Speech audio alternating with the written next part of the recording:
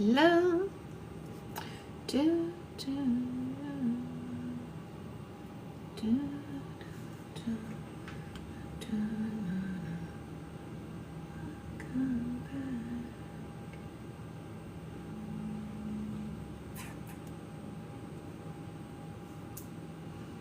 Hello. Happy Monday. Oh my god, there's something in my eye. That's not good timing. That is not good timing. Hi, welcome.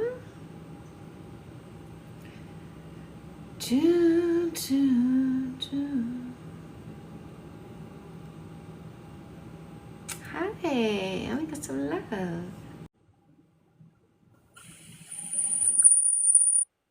Sorry. Hello, welcome. We go get. I need to read this book. No more assholes. You do. Is that the one you're referring to? No more assholes.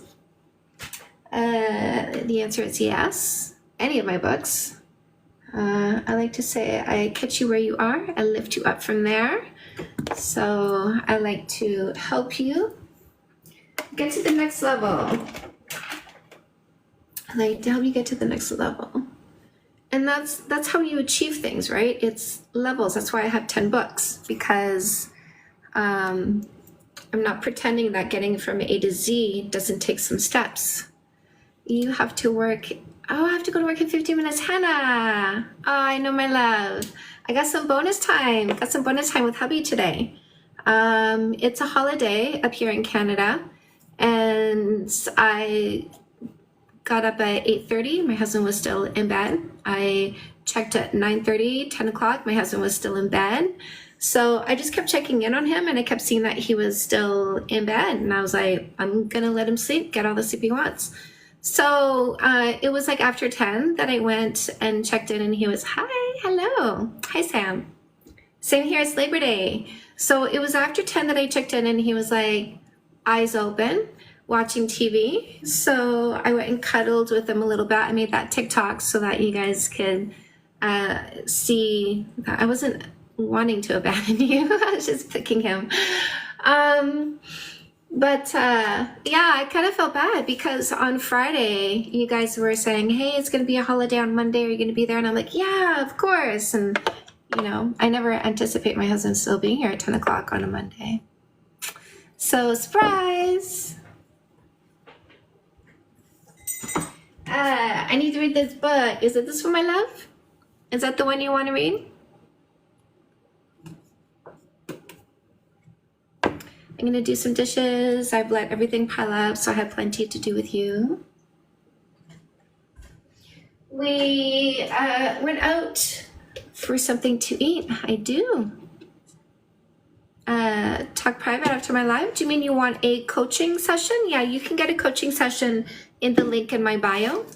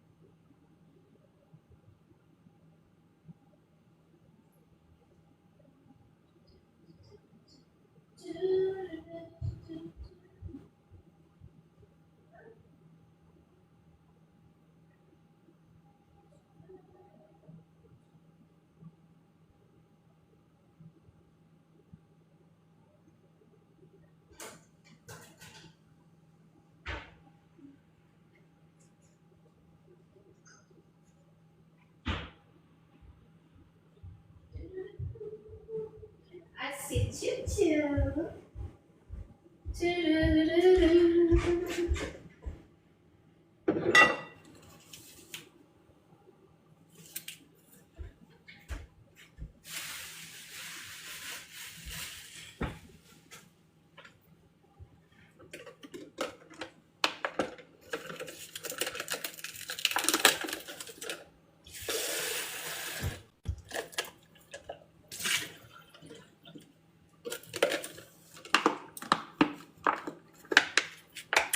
thank you. Hi, Rapunzel.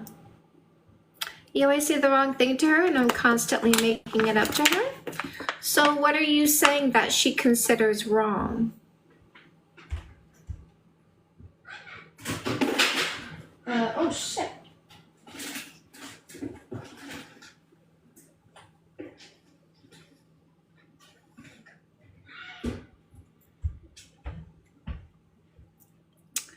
What are you saying that she considers wrong? Hi, Rapunzel. Good afternoon. Hoping had a wonderful weekend. I did. I very much did. It was my friend's 41st birthday. I'm in a dilemma. My parents are expecting my fiance to spend a ridiculous amount of money, and he doesn't have much. A ridiculous amount of money on what, my love?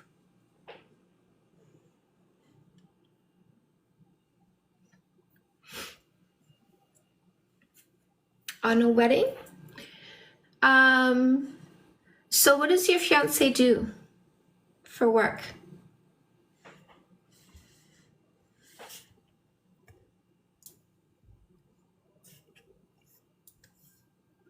And grab some pen and paper. We're gonna write a script for you to deliver to your parents, okay? He's in IT and has a little side business. And what would you say his monthly income is?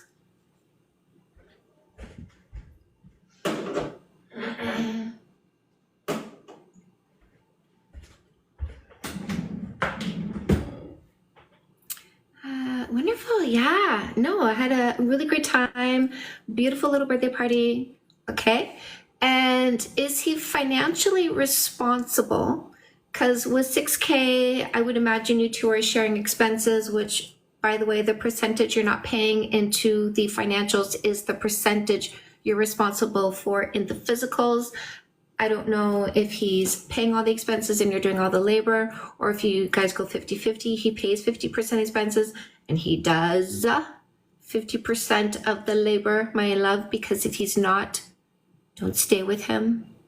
Don't stay with somebody who uses your labor.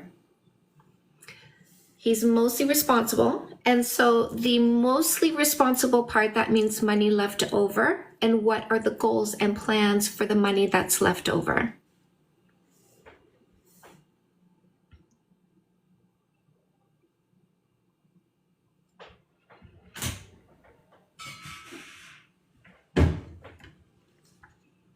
I would help when I can.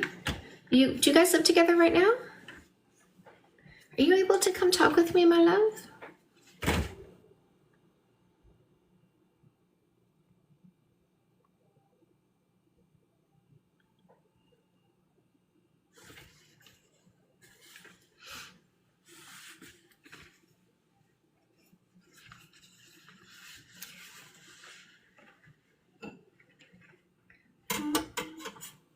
No, we're planning to get everything ready in my culture. We can't move in together yet. Oh, lovely. I can't help you. I can't help you because you are in child mode, right? You're dependent on your parents, which means you're in child mode. You're not making your own decisions. Your parents are making decisions for you, which means parent-child mode. I can't help you until you decide to become an adult. So the advice that I would give you if you were adulting, because I'm here to help adults make adult decisions, but you're in child mode. How do I help a child make an adult decision? So if you were adulting, if you were living together before getting married so that you make an informed decision, you are partaking in a culture that demands you make an uninformed decision. You are subscribing, you are indoctrinated into a culture that says, let me show you something.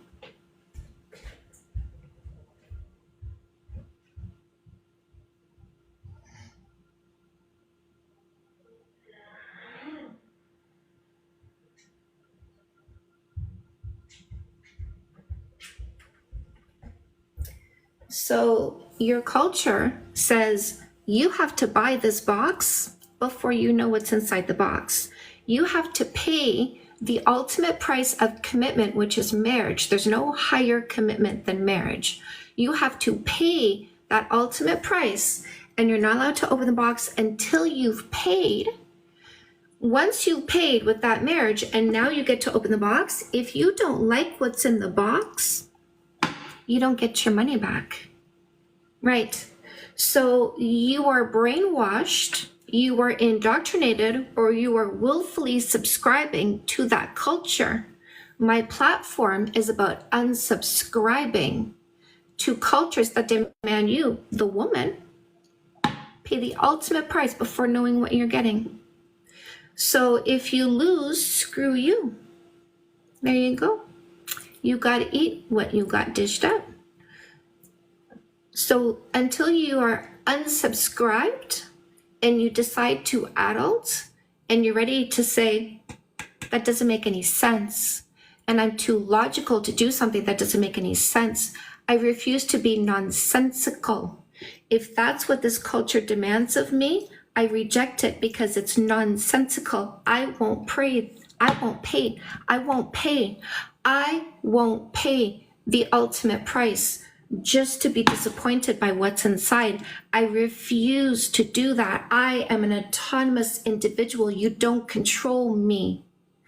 I'm done doing parent-child because of males.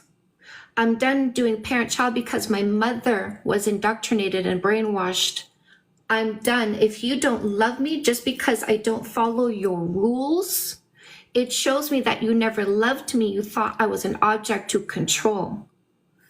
So I'm going to create my own life for myself, and I'm going to unsubscribe from a lack of logic. I'm not going to pay the ultimate price for a box I'm not allowed to open. You don't tell me what to do. I'm an autonomous human being. I'm an adult. I don't need to follow your rules. I can go get a job. I can go get an apartment. I can open a bank account. I can drive a car. I can take care of myself, and I unsubscribe from a culture that says I have to pay for a box I'm not allowed to open. It doesn't make sense. I'm not going to buy a house off the internet, off the photos alone. I will do a walkthrough, home inspection, and title search before buying the home because I will not be scammed. I will not be taken advantage of. And if you don't love me because I want to do it the logical way instead of that way, it means you never loved me. I was only a thing to be controlled. And that is how you're going to start adulting. But while you remain in this culture that takes away your autonomy and ability to decide for yourself, I can't help you because I'm the coach that helps you understand what to do. But if you put yourself into a brainwashed, indoctrinated condition where you tell yourself, I'm not allowed to do what I want to do, then I can't give you the next step. And did you see the guys in the comment section who don't want you to do what you want to do with your own body? Do you see the guys in the comment section that want you to be a thing to be controlled?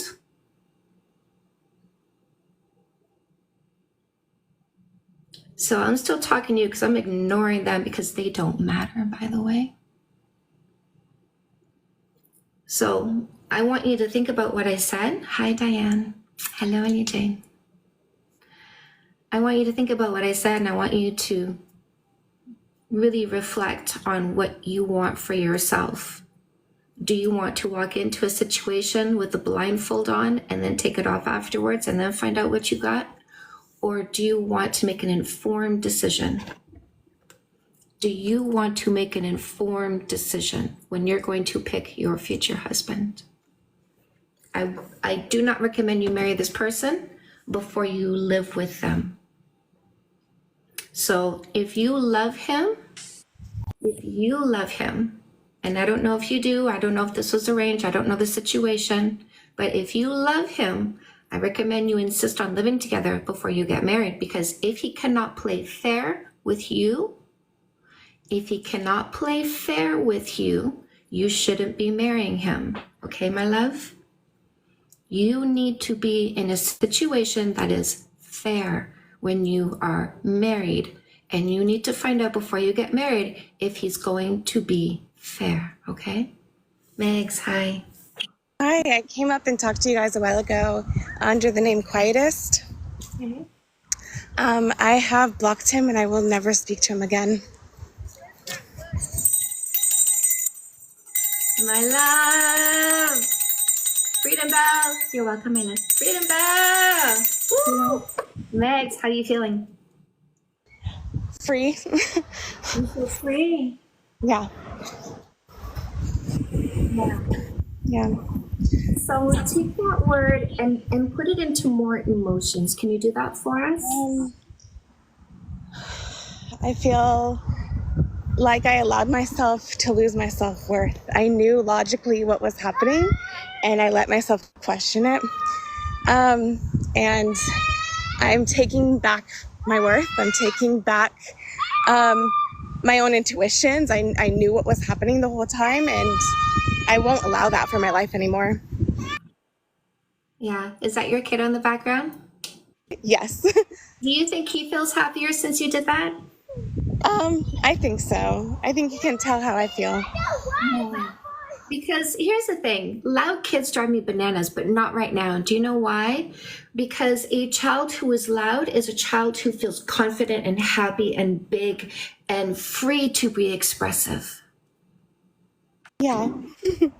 And the emotional center of the home is the mother. The way the mother is the way the other people are, because it is an infection that takes place. And I'm happy to hear the infection that has happened in your child. Thank you. I'm ringing this for your boy. Both of you are free. I love it. I love it so much, my love. I'm so happy for you. So much. I'm gonna drop down. Okay. When you get a chance in the chat, or tell me what your next step is. Yeah, I think it might be that book. Yes, I think it needs to be, right? Yeah. Because in order to get a different outcome, you got to do something different now. Don't Right, because that's how I kind of left the idea that I was. This time I felt a little blindsided. This time, but this time I didn't see any red flags. This, like other times I've seen red flags, and maybe I ignored them because of religion or something. But this time I did not see them, and now I feel a little bit like maybe my sense of who I can trust is a little damaged. Can I give you an assignment? If you read this book, and I really do hope you do, will you come back and tell me how this alerted you to deeper red flags you should have been looking for? Yeah. I would love to hear that, because I'd like to know if I missed anything or if this really helped you. Okay, I will. Okay, I appreciate it, my love. Thank you. Yay, thank you. Bye-bye. Bye.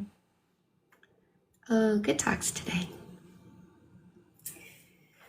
I feel it's gonna be hello, my love. Okay, so I've been really conscientious of not reading any comments while I'm talking because I will distract myself, and I felt like we had such deep things to say that I didn't want to get sidetracked. So is there anything anybody wants to repeat? And I'm gonna read it this time.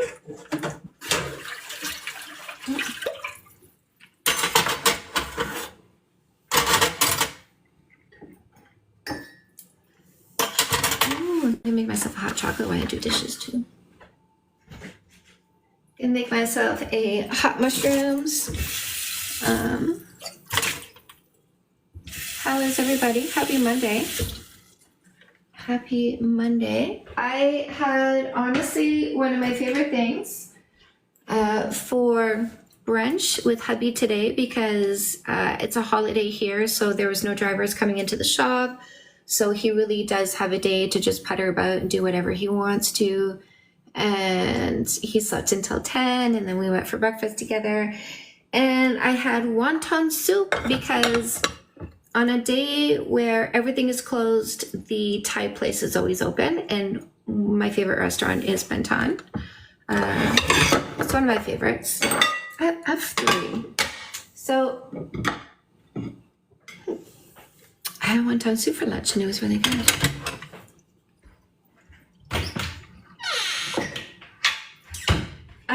I sent Amber an email. Amber is the one who has made my background here. And I said, can you make me another background that is opposition only, debate opposition only? Because I want to start,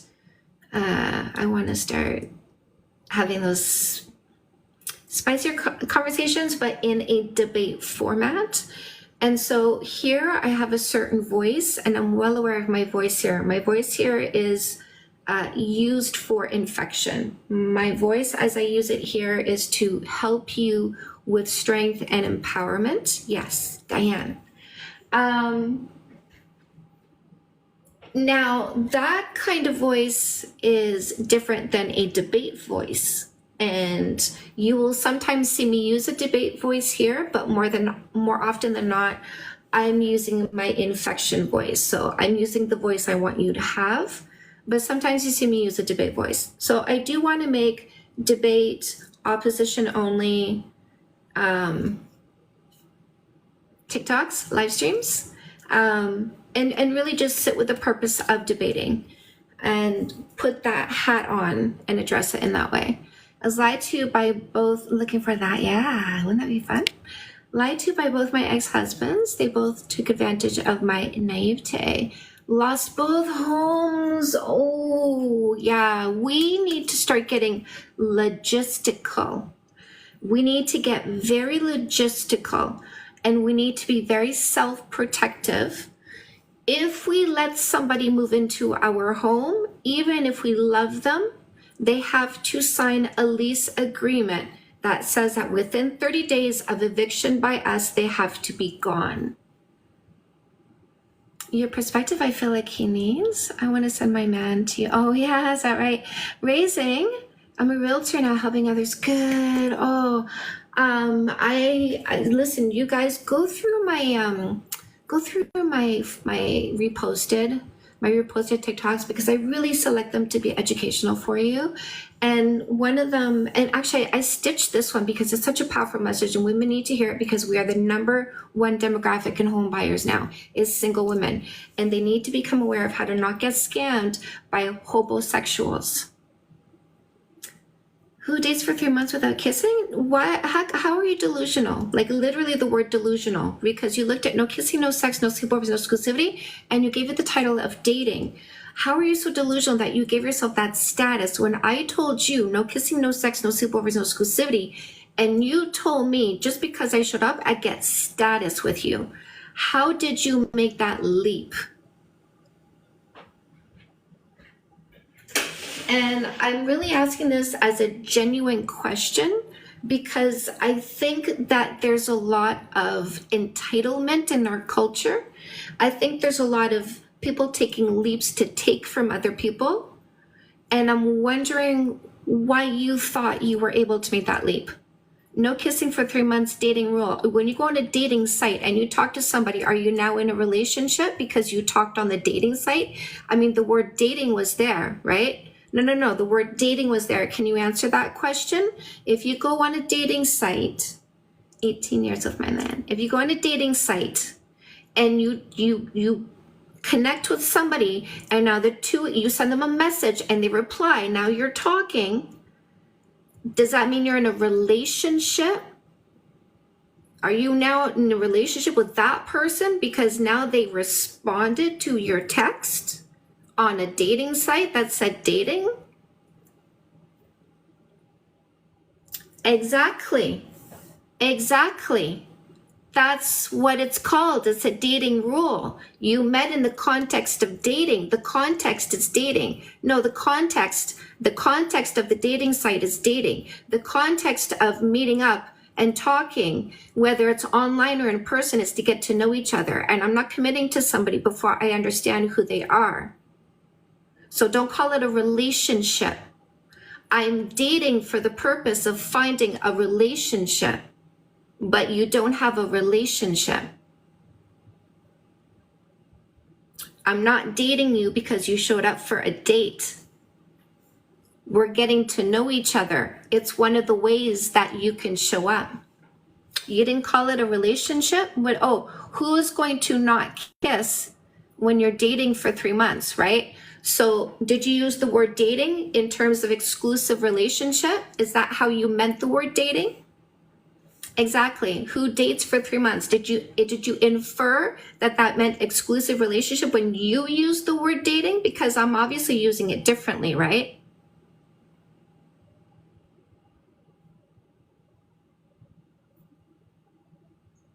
No. Did you use the word dating in a different context? Did you use the word dating as in the context of exclusivity? The word not exclusive is not there. Did you miss that part? Did you not read the full text and so you misused the word because you thought there was exclusivity?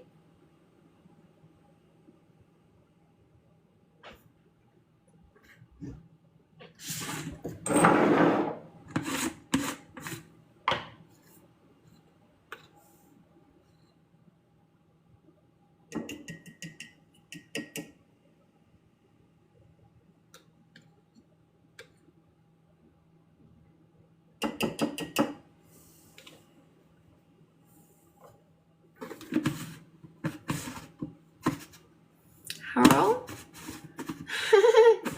Is it me or is the silence deafening?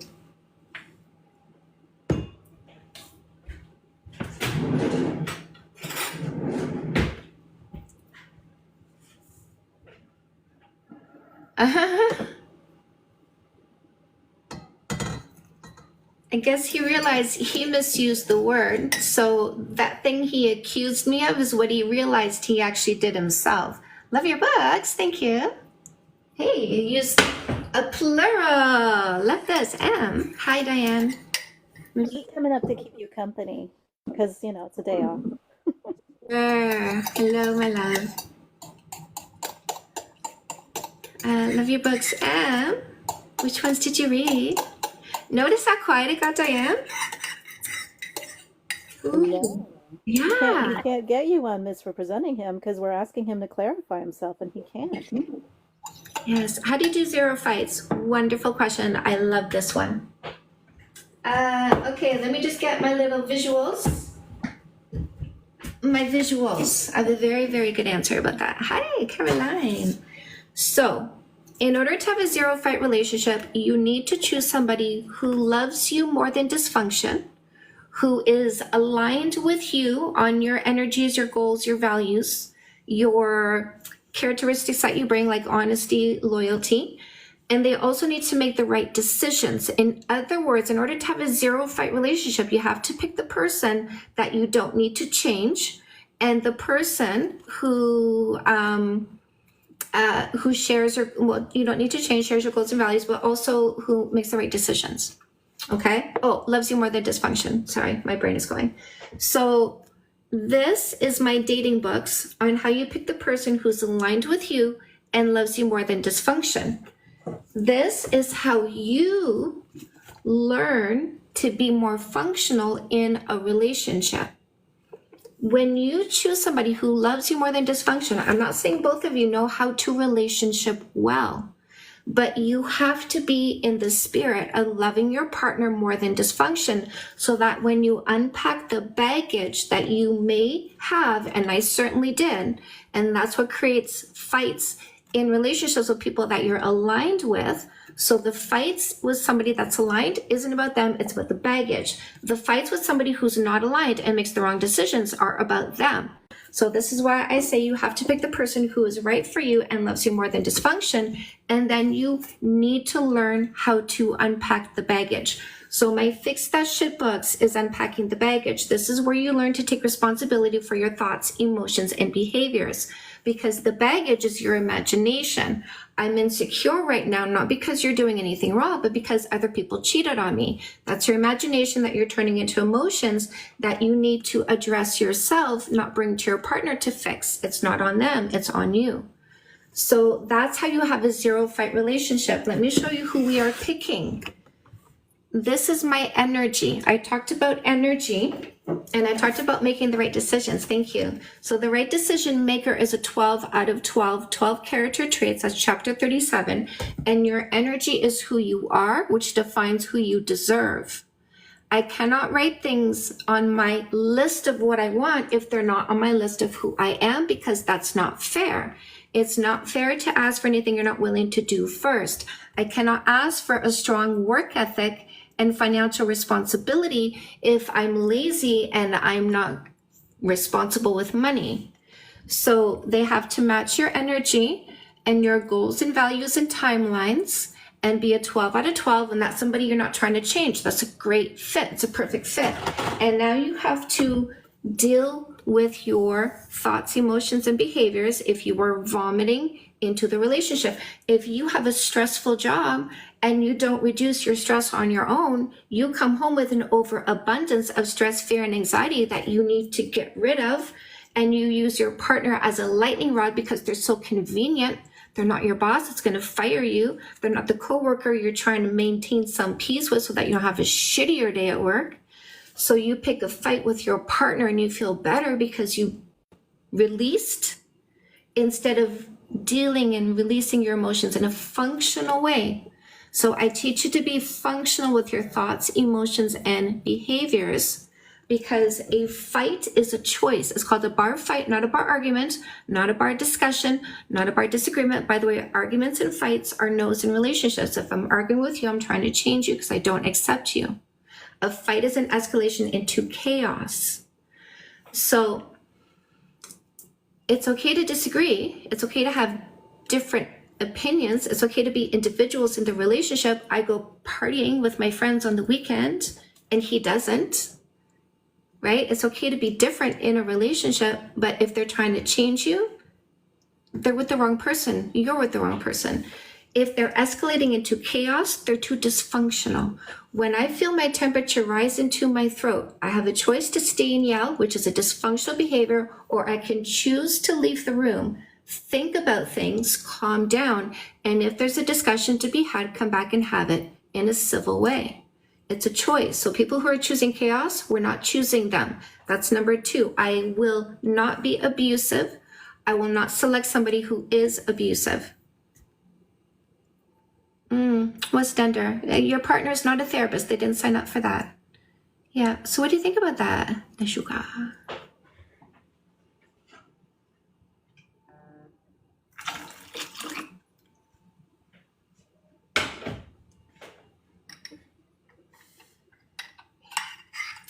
I was looking good this weekend. Honestly, great advice. Thank you, my love. I appreciate you. Guys, if you want to get my books, they're on paperback on Amazon. I also have ebook bundle deals. My 2 books are Fix That Shit, the white one for women, and No More Assholes, my dating book for women. I know. See, I'm good at this. I write the way I talk. This is why I'm really good at what I do. This is why if you Google who is Canada's best dating coach, you get me, because what I say is so clear and it's so understandable and it's plain English and there's science in there. For example, I mentioned if you have a stressful day at work, how do you make sure you don't come home and vomit on your partner? Meditation is key. Harvard did a study. They had people come in, do an MRI scan, go home, meditate for 8 weeks, come back to another MRI scan. When they looked at the 2 side by side, they saw the amygdala shrank. The amygdala is your fight or flight. The emotions that are fight or flight are stress, fear, and anxiety. When you have bad days at work, that's stress, fear, and anxiety. And if you don't shrink the part of your brain that produces those emotions, I do one-on-one and couples coaching. There's a button for coaching in the link in my bio. I'm really good at helping people break through problems very quickly. Very quickly. If you are ready to change and you just need to know how and what, I'm the one. So if you meditate minimum 20 minutes a day on average to change, minimum 10 days on average to maintain, the amygdala is like a muscle. When you pump it, it stays big, right? So if you keep pumping without reducing, it keeps getting bigger and bigger and bigger. Your capacity for stress, fear, and anxiety gets bigger and bigger and bigger. When you do 20 minutes a day and you're shrinking, you're shrinking the capacity. When you get comfortable with your emotions, now you go into maintenance mode. So I really teach you how to be in charge of your thoughts, emotions, and behaviors, and I use science to do that. Science and logic. I'm with my husband for 18 years. We've been married for 12 years. We've fought for 10 years. We have not had a fight in 8 years. I practice what I preach. I did pick the right person, but I wasn't being the right person. I had to learn.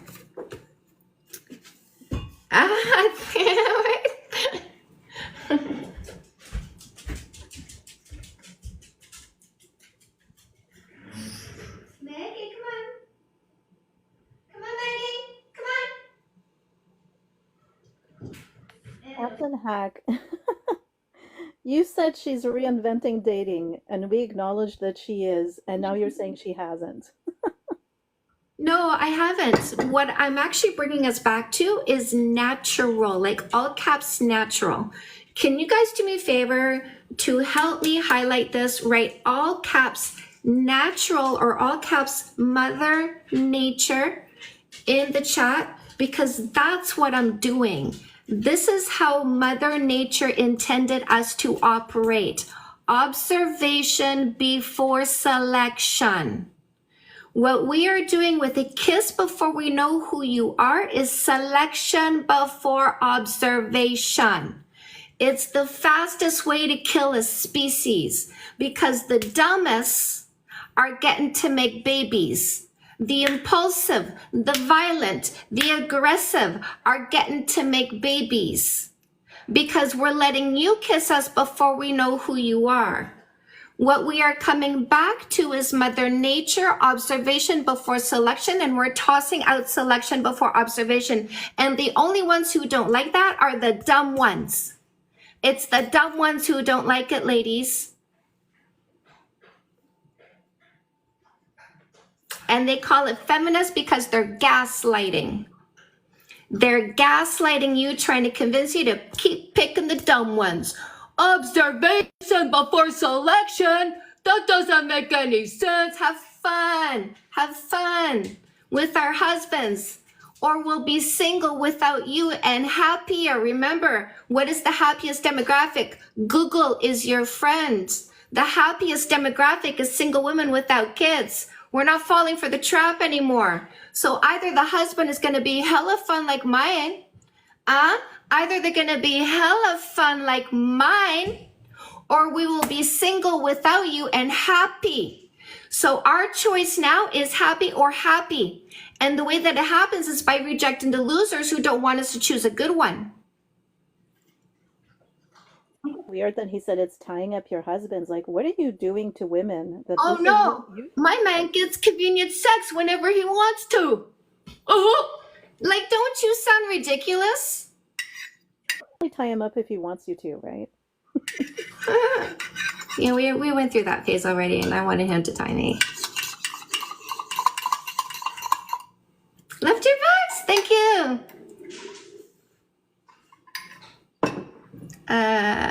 So always the same BS.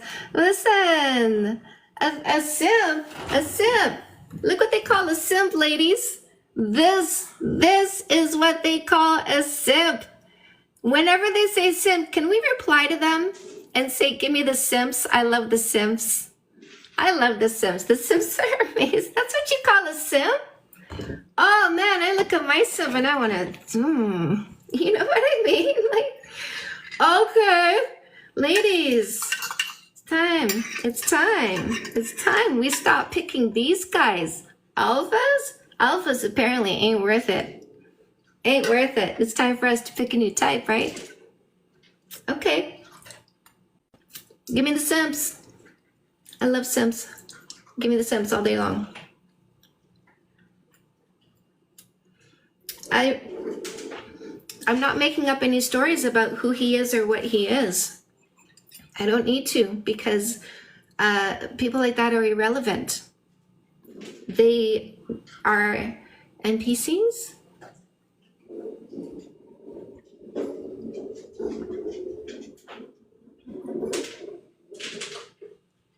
I know where my focus is. My focus is never on those people. My focus is on identifying and appropriately dealing with. When I identify a selfish short-term thinker, they are immediately put to the side. I was at a party this weekend. there was a guy there. I was talking to my friend. I never met this guy. I had no idea who he was. I'm talking to my friend. He comes up to us, starts telling me a story about how he banged my friend. She's looking at me going, I don't remember that. I don't remember that. He looks nothing like the type of person she would touch with a 10-foot pole. She walks away. He goes into a story about how he, guys, you know this other girl? You know this girl? Yeah. It tells me a story about how he banged her. I said, can I ask you something? When he was done, he goes, yeah. I go, what gave you the inclination that I was interested in hearing that story at all? Anyway, and I said, yeah, I'm really not interested in hearing any stories about anybody you banged.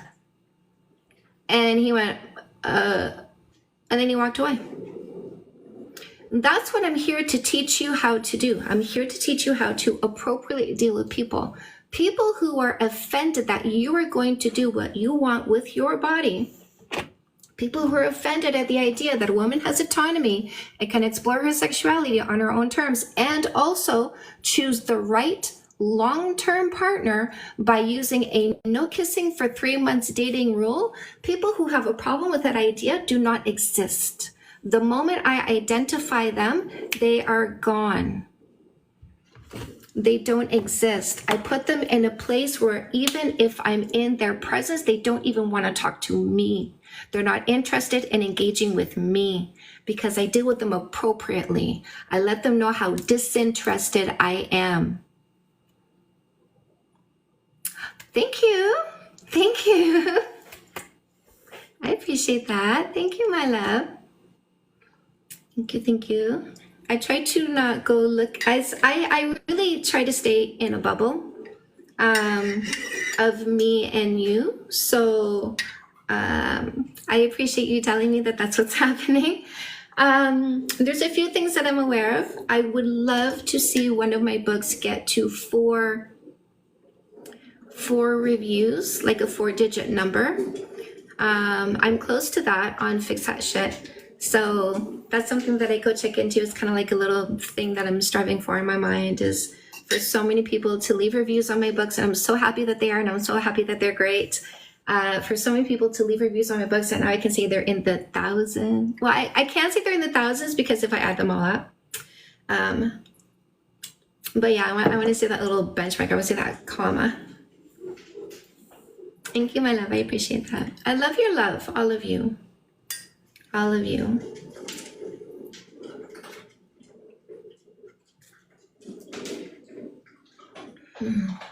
I love this stuff, you guys.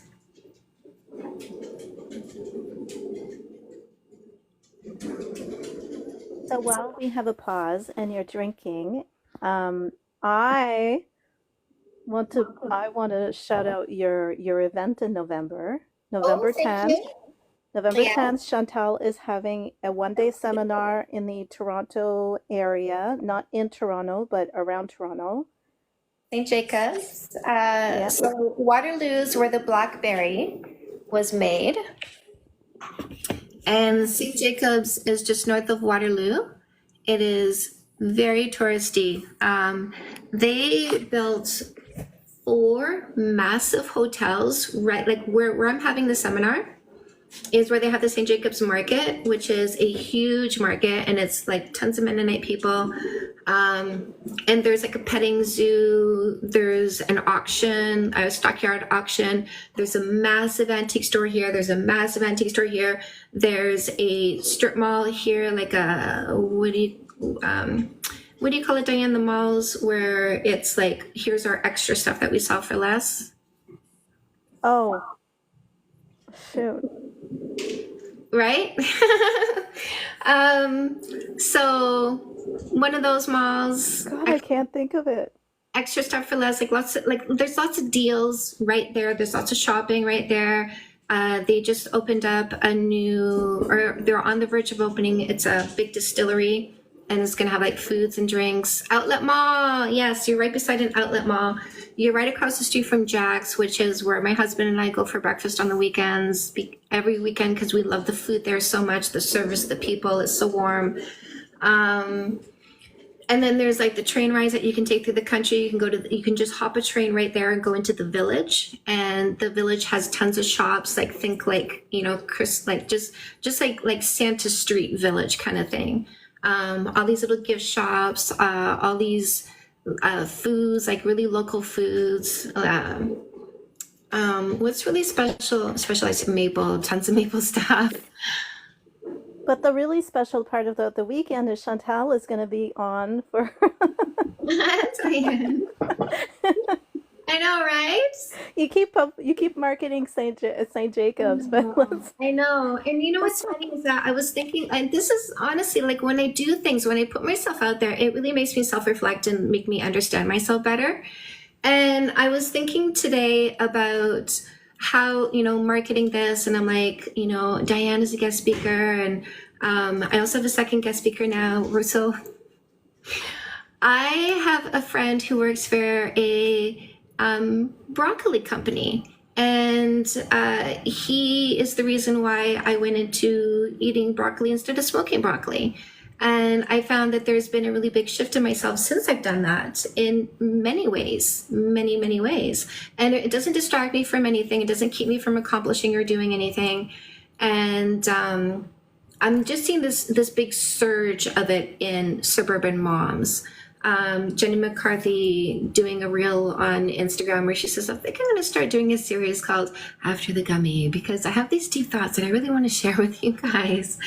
And I'm seeing people like going away from alcohol, like instead of a glass of wine at night, it's a gummy at night. Like I look at, Two Turnt. I don't know if you guys have ever seen that guy. So, but I was just thinking about how everything in my thoughts was everything but me in a way. And I went, ooh, maybe that's telling me like just in a way, like my own belief in myself. And I need to perhaps address that instead of like, stand more in my belief in myself. So let me do that. Let me see how I can do that right now. Yes. So here's I'm going to be really super honest with you guys. For me, this November is a practice run for October 2025. And I'm thinking about how I'm going to be doing October. And it's so much more than just me, which is why I think it's hard for the focus to come to me. I know where I'm going to be. I've actually written the schedule. I wrote the schedule, I think it was yesterday. So check this out.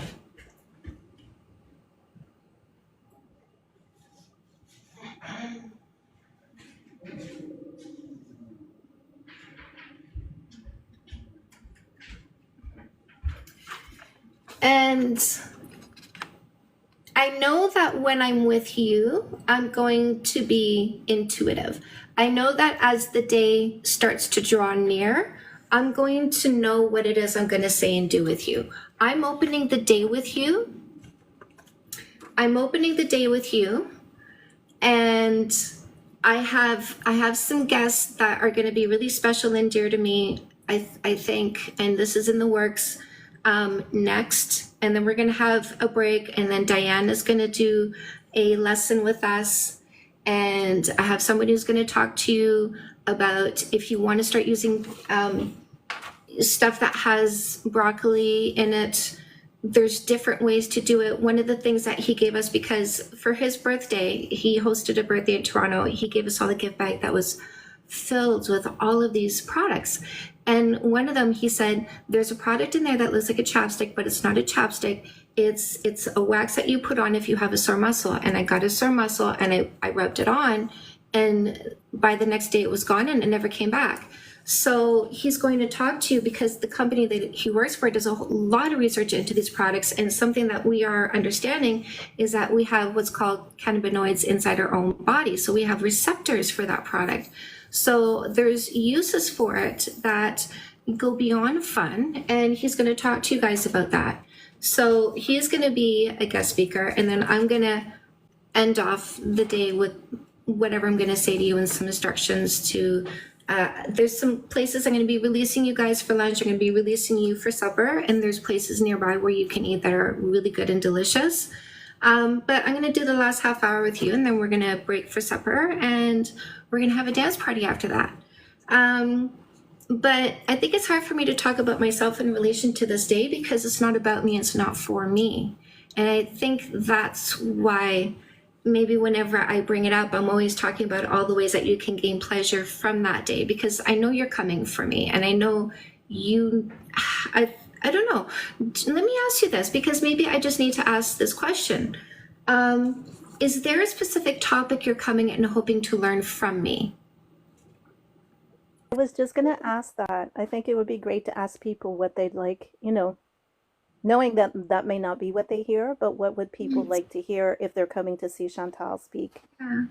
And something that I thought, like, so I have like different thoughts about my first hour, and this is, I mean, obviously I am thinking about it already. I just haven't narrowed down what, but I'm envisioning it. Meditation. I want to teach you, I think, movement. I think I want to teach you how to be more in tune with your body, because I think that's something that has brought me so far in life, is just being able to turn into my body and tune into my body. It's what made me a great dancer. And maybe what I want to show you is how to, without a sense of shame, come into your body and move it in a way that feels pleasurable to you. That's something that's going through my mind, but I don't know yet. Maybe, yeah, maybe that's what we'll do. But it's, everything comes into my head in all these bits and pieces. And then ultimately there comes a moment where I put the puzzle together. And there's so many pieces, because decor, right? Like, I'm thinking, I want to do some decor that has lights built into the decor that are pretty in the day and also pretty at night for the dance party. So yeah, do you guys have any questions about the event in November yet? Because overcoming self-doubt, yeah, oh yeah, right? Overcoming self-doubt, love this. Yeah. I mean, that's really me 24/7, overcoming self-doubt. Chantal, what about the lady that when you did the street interview and you talked to the young woman whose mother didn't approve and she said she had a radio station? Did you happen to get her name? And no, okay. No. Because I think it would be cool if you could get a spot on locally and be able to talk about it, because I thought it was going to be a lot more expensive. And then after we spoke and I looked at the page, it's like $65 for the whole day. That's insanely affordable. I made it really cheap. I made all of it really cheap, because first, it's not Niagara Falls. So it's not a more expensive location for me to have it, so I can afford to make it cheaper. And I think you could just have so many people that are from the Toronto area coming to this, yeah.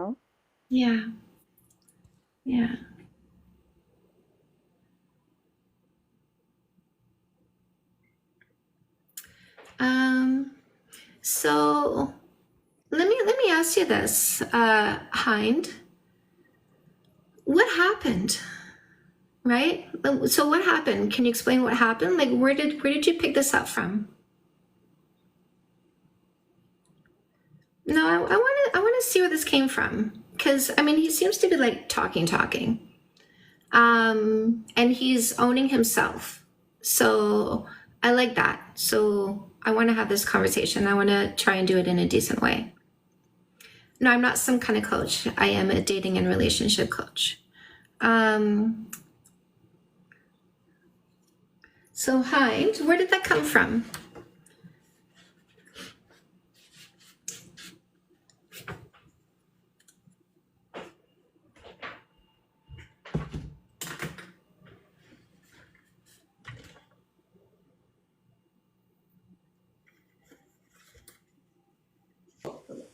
Yo, do you play Counter-Strike?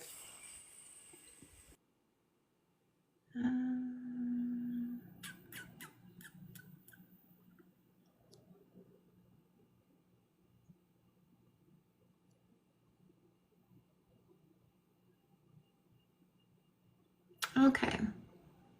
Right. So it's not natural, for one thing. So you, like, say natural to me, like just own that your natural is not everybody's natural. So don't say natural, say natural to me. If you're going to say it's natural for everybody and try to impose that, I'm going to block and delete you, because we don't do disinformation here. We do science.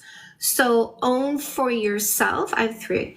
Own for yourself, right? Say natural to me because of my upbringing, natural to me because of what I was taught, natural to me because of my religion.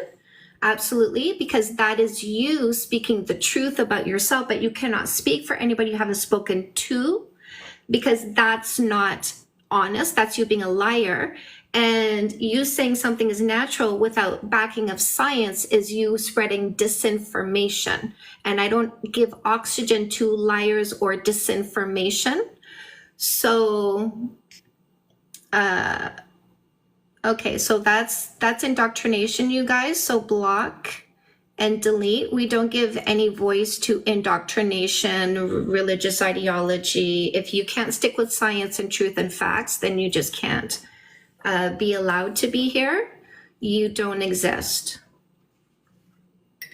Chantal, do you want people deleting, like muting people right away? I just saw like somebody just said, "Oh, the feminist again," and that got muted. So is that what you want to do, or do you want to let people play? We've only got 50 people in here. I know. I haven't said anything about anything. I've just been letting you guys do whatever you want to do. So I'm happy to let you do what you want to do. Okay. Yeah. I don't know why I thought you'd be absent for Labor Day. Hello, yes. No kissing seems like bad relationship advice. Did you read all of the text? If you read all of the text, why would you call that a relationship? Can you answer that question?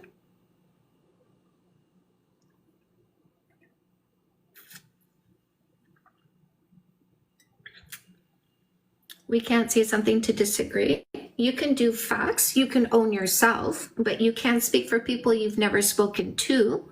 And you can't say anything that is disinformation, and I don't allow religious indoctrination. Can you look at that text and tell me why you would call that a committed relationship, which is how you're using the word dating here?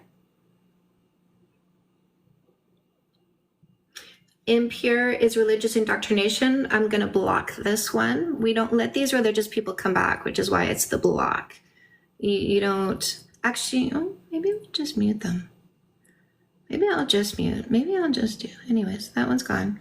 But yeah, no, when they use words that are connotations of religious indoctrination, like impure, it's just an instant block and delete, because I know, right, that language only comes with a certain indoctrination. And I just don't allow those people to come here and spread that, because that's all they want is oxygen. All they're looking for is an opportunity to say their words, because it's marketing, marketing, marketing, marketing, marketing. The more often they say it, the more they can try to push it into your psyche. And I just don't allow their brainwashing to take place on my page.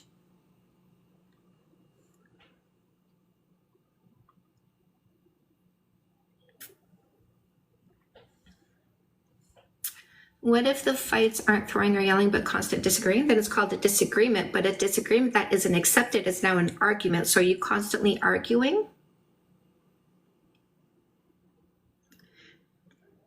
People who think body count matters think people are things to be controlled, not human beings. So, Monique, are you constantly arguing because you're not accepting the difference, what you're disagreeing about? Is kissing bad to me? No, I make out with my husband all the time.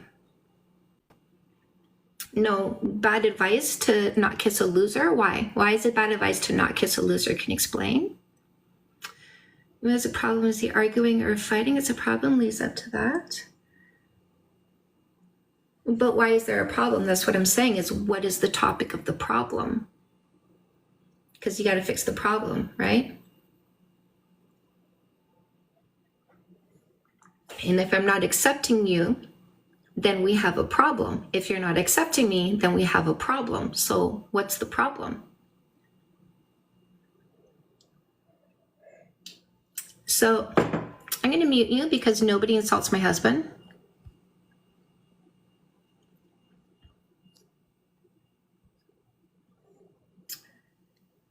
Main thing is chores. He's the breadwinner. I want to work. I also work. I never never cleans, but I do.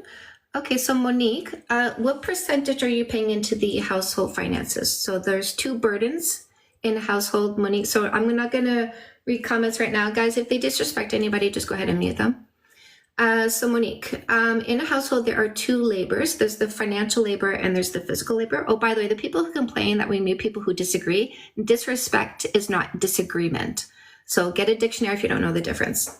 Okay, so Monique, there's a financial burden and a physical burden. Financial burden is everything that needs to be paid for. That means toilet paper, rent, utilities, dish soap, everything.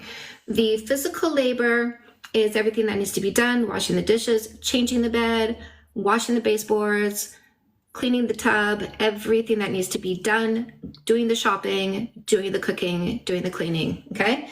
Now, Monique, my question to you is what percentage are you paying into the financial burden and what percentage is he doing in the physical burden?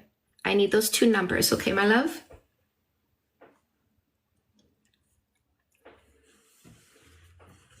Curry world, her motive is to help women find men and men find women. And in the meantime, we stay single and enjoy ourselves. Okay, so Monique, you have just outlined a fair relationship. You pay 25% and he does 75%. Why are you asking him to do more?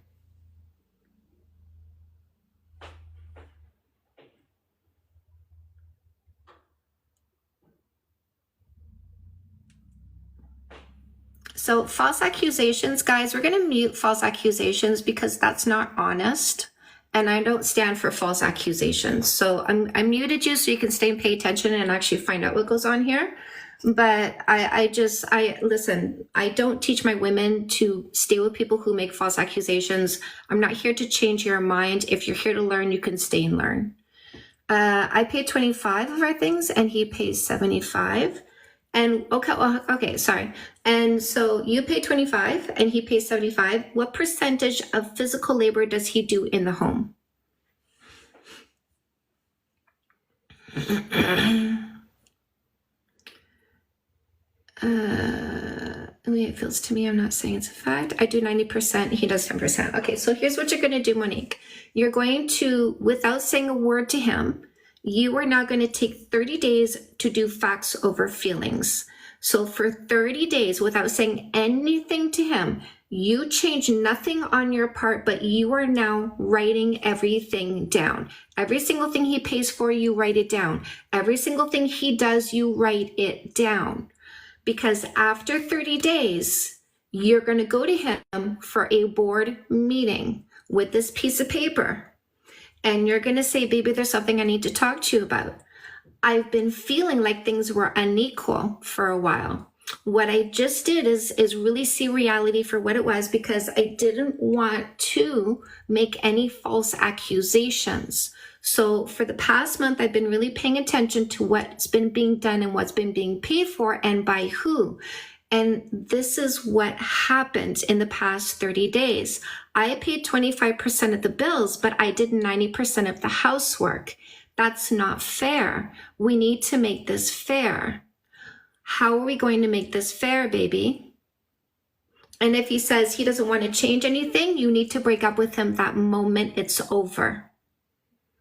Here are some options if you want to take responsibility for your part, because there's a discrepancy that isn't fair. You can choose to do your part. Here, let's make up a list that we should have done before we moved in together, everything that needs to be paid for, everything that needs to be done. And let's put a name beside each one and let's make this fair. So you can do your part, or you can pay somebody to do your part. You can pay somebody to do your responsibilities in the house. That's fine by me, because as long as they're being done. Which way would you like to go? Because I'm not going to stay in a relationship that is unfair.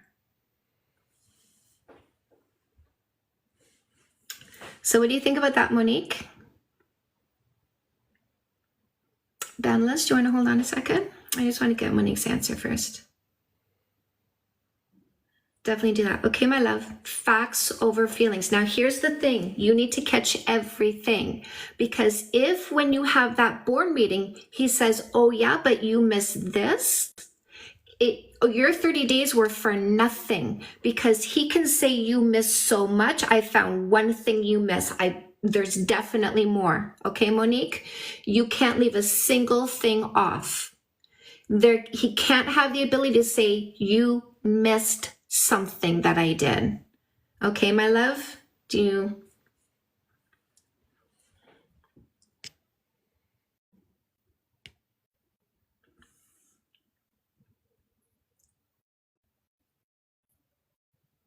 I bought Fix That Shit for my partner. He's subscribed to YouTube. Ah, you're welcome. Fix That Shit. My relationship books for couples. Yeah. There you go, lovelies. Ladies, if you want to make sure you pick somebody who's not going to take advantage of you, there's no more assholes. And if you want to be a healthy person in your relationship with your amazing man, don't make sure you grab Fix That Shit. Bethany, love this. Maybe we'll do a book walkthrough here since this person isn't loading. So my lovelies, in case you didn't know, I have 10 books on dating and relationships. I catch you where you are. I lift you up from there. So all these books are available on Amazon on paperback. I've got ebook bundle deals and audiobooks. Come Back Queen helps you heal your heart faster from a relationship. No More Assholes. Don't pick another loser again. No more. I have No More Assholes in Spanish. I also have it as a workbook, audiobook, course.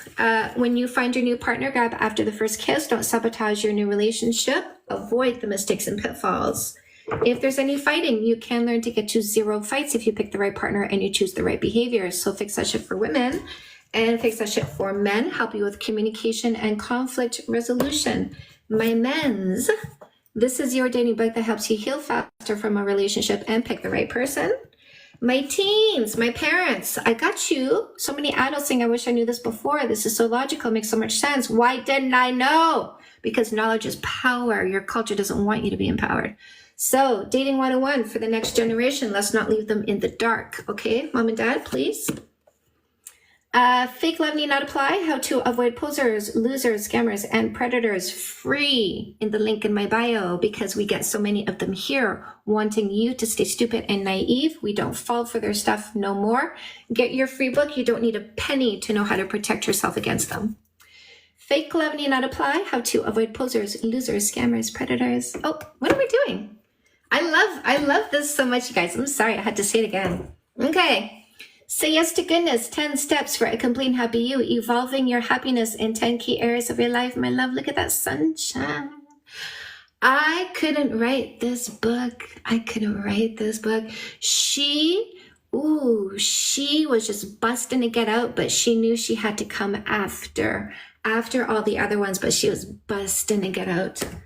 Custom made, I thought it was done, but apparently no. Identify and monetize your purpose, passion, and talent. And I mean, I didn't know why I had to write Say Yes to Goodness so bad. I just knew that it was automatic writing and the universe just wanted to spill.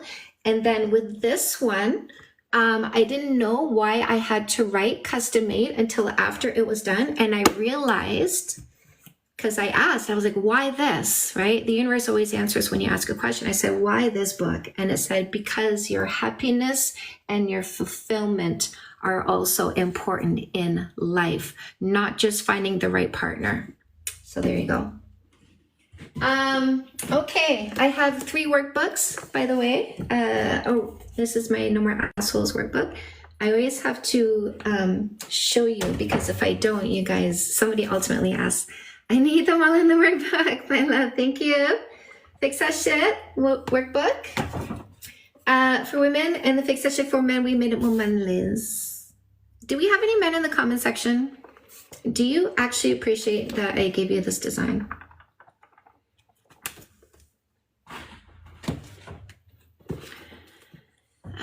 Heal parts of you don't love. Yes. Chantal will be hosting a one-day seminar in St. Jacobs, Ontario on November 10th. Only $65 for the whole day. That is insane. That is true. And Diane will be guest speaking. Diane, what will you Yes, be I will. teaching us? Sorry? What will you be teaching us that day? Well, the plan is to talk about my power archetypes, and depending on the time, depending on questions, maybe even do a group healing session. We'll see what happens.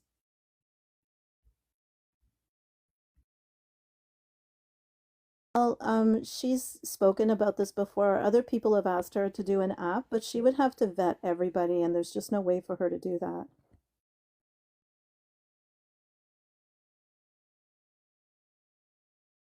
So something that I speak out about is trust me, bro. And an app is an inclination of trust me, bro. Like if you go on Christian dating, you don't expect to meet somebody who's going to drug your drink and drag you down an alleyway and do nasty things to you. Yet, unfortunately, women who have used Christian dating sites have had this happen to them because the people who are predators count on you not thinking for yourself. They count on you trusting the trust me, bro. And so I speak out against trust me, bro, in many ways. I speak out against you thinking just because somebody has a degree that says they're a therapist, that means that they're actually going to help you. There's a lot of people who haven't gotten good help by credentialed therapists. So I always like to teach you to fish. That's why my books exist. That's why my lessons exist. That's why I don't have an app. Because if I teach you to look out for yourself, you become so much stronger than relying on something to look out for you. So I want to teach you how to be strong. There's that. If I did have an app, the people on it would be paying a ton of money to use my app, because in order for you to come into my app, I have to spend a lot of time making sure you are the kind of person I'm talking about when I teach you how to choose the right person. So if you were to come on my app, you would think you would find a 12 out of 12. But if I didn't do any vetting, then that's an assumption that could be dangerous for you, literally. And I don't want to endanger you. So I think DDL meant something different. They said, I'm thinking sort of like the gratitude journal app. So you could have an app that's not a dating app, but you could have your questions for the 12 characters. You could have types of questions you ask on dates. It could have sections where people could take notes, right, on the different people they're dating. Like it could be something like that. Yes. Okay. So, I mean, here's the thing. I want an app. I've been dying to create an app. And I have a friend of mine who has an IT business who says he will make my app, but he hasn't gotten to it yet. And I actually saw him the other weekend. And yes, I saw him the other weekend. And I'm like, I said, you're scared to work with me. Like, I admit it. You're scared to work with me on a professional level. Oh, you are. Caitlin, tell me more about the guy you're seeing. Did you block and delete the last one? Sorry. I'm sorry. There was a question from Carly. What do you say when a man is trying to get touchy right away? Not just sex, but Carly, let me ask you this, my love. What would you want to say? Tell me that answer first. What would you want to say? What's in your brain when that happens? What would you like to say in that situation?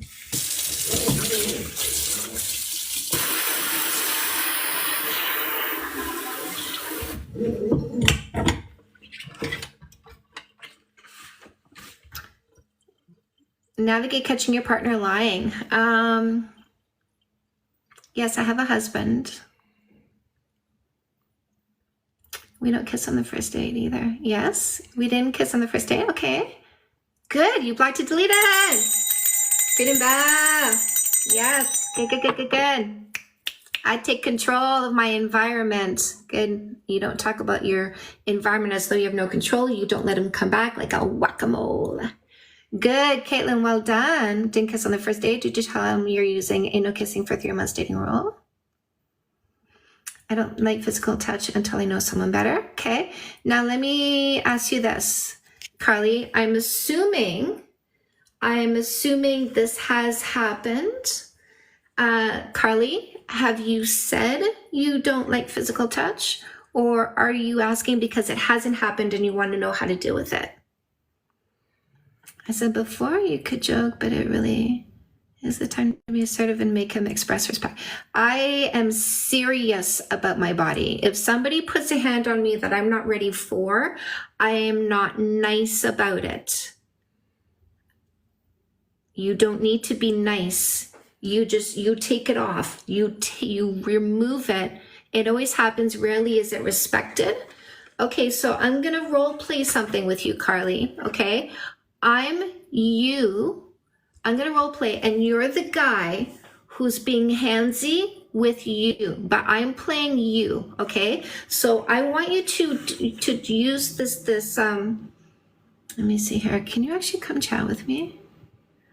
We're going to have to do this. Oh, no, look at this invite. Do you want to come chat, love?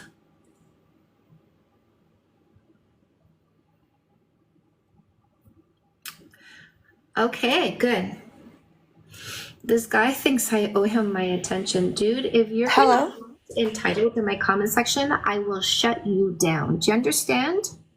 So, Carly, that's what I'm talking about. Do you see what I just did? Yeah. Okay. So Yes. you need to be that assertive, because in this world, you are one of two things, because we are mammals, right? Right. So we are animals, right? Yes. And in the animal world, you are the predator or you are the prey, right? Yeah. So these guys are acting like predators, are they not? Definitely. Right. Which means you have to switch it on them and let them know you're not the predator. Got it? Right.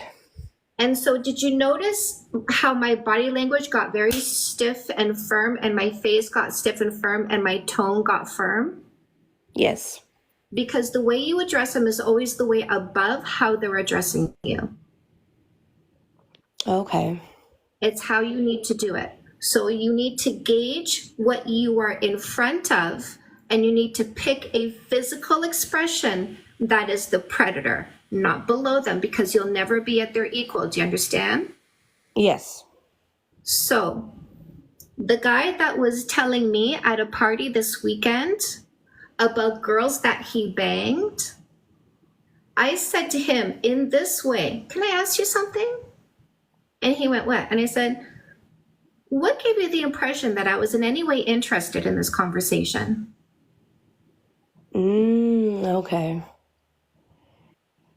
I didn't play into what he was saying. I took the above position, which is, why do you think I wanted that? Yeah.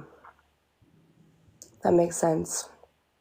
And then my next thing that I said to him was clarifying my position. I don't have any interest in hearing about anybody that you banged. Right. And I maintain a strong positioning with him. I didn't play into it. I see. Are you noting my body language, how serious it is? Yeah. Because I'm not playing into what you're feeding me right now. I don't know. They're always just like very like pushy. No, Carly, you're going to blah, blah, blah, and word salad something here instead of really paying attention to the lesson I'm teaching you. Okay. You have to be strong in your positioning with them. Don't play or pander. Mm-hmm. Don't play it off. Don't giggle about it. Don't say, it's okay. Okay, yeah, that's true. Don't, I don't really like it when people, do you see the weakness in what I just did? Yeah, definitely. That's why they don't respect you, because you played under them. I see. Okay. That's valid. That's why, even though you said something, you played under them, so they kept going, because you kept positioning them above you instead of you positioning yourself above them. I don't want to be touched by somebody until I know them better. Yeah. I do need to work on my boundaries and being more firm. Yeah, you need to work on your body language. You need to work on your assertiveness and your courage, because what's keeping you from speaking the way I'm showing you is courage. That's true. I got a book for you. Okay, yeah, I was just looking. Are you on Audible? No, No. Audible's an author pimp, but I do have this in audiobook. Okay. You can get this in the link in my bio. Okay. Sounds good. Yeah, I got you. Because I teach you, by the way, the first thing I teach you is how to calm your mind and emotions. The reason why you're pandering and playing to them is because you feel anxious about the situation. Definitely. So the first thing I teach you how to do is how to reduce that anxiety, because it's hard to increase fear when your anxiety is shooting up. This is the shit that Naval SEALs do, my love. Okay. So Thank you're you. going to be the predator. You will no longer be preyed upon if you follow my instructions. You understand? Yes. Right. So the first thing I teach you how to do is how to calm your emotions so that when you increase that courage, it's easy to do. Second thing I teach you how to do is how to clarify yourself and your boundaries and what you will not allow. The third thing I teach you is how to increase your courage, and that means behaving despite your emotions. You need to choose your behaviors regardless of your emotions. Your emotions are going to catch up with your behaviors. So when you start doing more courageous behaviors, like standing up for yourself, you will begin to feel more courageous. Okay. That's awesome advice. Thank you. You're welcome. No more disrespect. You get rid of them now. Hey, Carly, that was awesome. Distinguished fellow is not very distinguished because he thinks that body count matters. And I told him that he can have his preference and we would just reject him. Oh, yes. Yeah, he's going on and on in the comments. So, distinguished fellow, do you want to have a conversation with me? Say yes so that I know you are. This is the free book, my love. Fake love need not apply. How to avoid posers, losers, scammers, and predators. I teach you how to identify them and get rid of them when you meet them because you recognize them. Where can read the advice I just give? You're going to learn this in No More Assholes, my dating book for women. You can get this in ebook, audiobook. It's in some ebook bundles as well if you want to, even if you like ebooks, you want to pay even less. It is paperback on Amazon. There's a button to Amazon.com in the link in my bio. But if you're not in the US, just go to your country's Amazon page and type my name, Chantal Hyde, in the search engine, and you'll find it. It's very easy. We both have preferences. Good. I know that. Of course. Yes. You have a preference for somebody who is naive. Let me see why it says that I don't care about body count. It's okay if you don't. I do. I said body count doesn't matter, period. There's no you. I didn't write you or I. Body count doesn't matter, period. It doesn't matter when you're using a logical approach, is what I'm saying. Yeah, this is part of a dating methodology. It's one of the rules, it's one of the boundaries. So what that means is for the people who are using this methodology, if somebody they are going on a date with or talking to asks them for their body count, we don't answer the question. We just walk away, we block and delete that person. Adios. It's a filter, right? We filter out people like you who care about body count because there's no good that comes from it. Yes, let me clarify. Body count doesn't matter when you use logic. Everything that I teach is logic. I didn't say body count doesn't matter to illogical people. Body count very much matters to illogical people. I didn't say body count doesn't matter to guys who were controlling, insecure, stuck in the past, and PP obsessed. Body count always matters to guys who were controlling, stuck in the past, PP obsessed, and or insecure. Whatever their reasoning is, it is dysfunctional and is not acceptable to logical people. So that's what I'm saying. What I'm saying is we use logic, and when we use logic, we do facts over feelings. But guys who are emotional about who we did before we knew they existed don't apply to a logical selection when you're choosing the person who's not going to be abusive, when you're choosing the person who's going to be a good communicative partner. Somebody who thinks body count matters doesn't meet my preferences because they failed 4 times on my list of preferences. They fail to be good listeners. They don't listen when you communicate. They fail to have an open mind because they're going to tell me who I am. instead of learning who I am, right? That means they lack understanding skills. They don't have them. And the reason why they're like that is because they have no respect for individuality. So yes, these two guys fighting for their lives in my comment section, body count matters to you. I'm going to get rid of this guy because he's disrespectful. Thinks he's going to tell me what to do on my page. He's a classic Body count. example. You see what I did there? Body count matters to you, but you don't matter to us because we are in the process of removing the wrong people so that we give our time and attention to the right people. When you say body count matters, it shows me things that I didn't put on my list. It shows me control, insecure, stuck in the past, thinking more about other dudes than you're thinking about me. I didn't put that on my list. That makes you a rejection. So you don't matter to me. I get rid of you because you're doing something else instead of facts over feelings, but I do facts over feelings.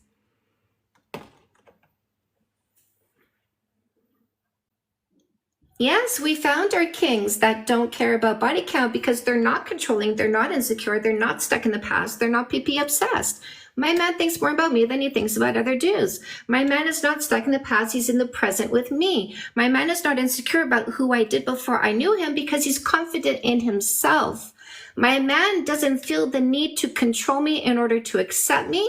My man never communicated he had to control me in the past to accept me in the present.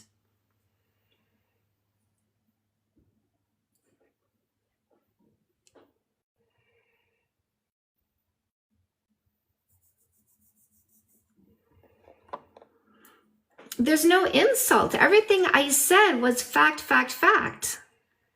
You won't change your preferences and you're glad I won't change mine. That's perfect. See, that's exactly what I talk about. Acceptance of each other's differences, dealing appropriately with the people that we encounter.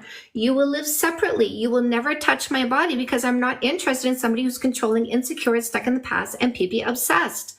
You will go live, you will go your own way. You and people like you will go your own way. Us and people like us who choose logic will get rid of you. We are entitled to our own opinions. Exactly. We are not bending to the will of controlling, insecure, stuck in the past, PP obsessed guys who think women are things to be controlled. We would rather be single for the rest of our lives than with an insecure man-child who judges and controls. Elle Belle. Right? Exactly, my love. The highest demographic of happiness is single women without kids. We are not losing out without you. If you think women are things to be controlled, we simply reject you. You're saying you're not getting rid of me. I never wanted you. We don't care what you say.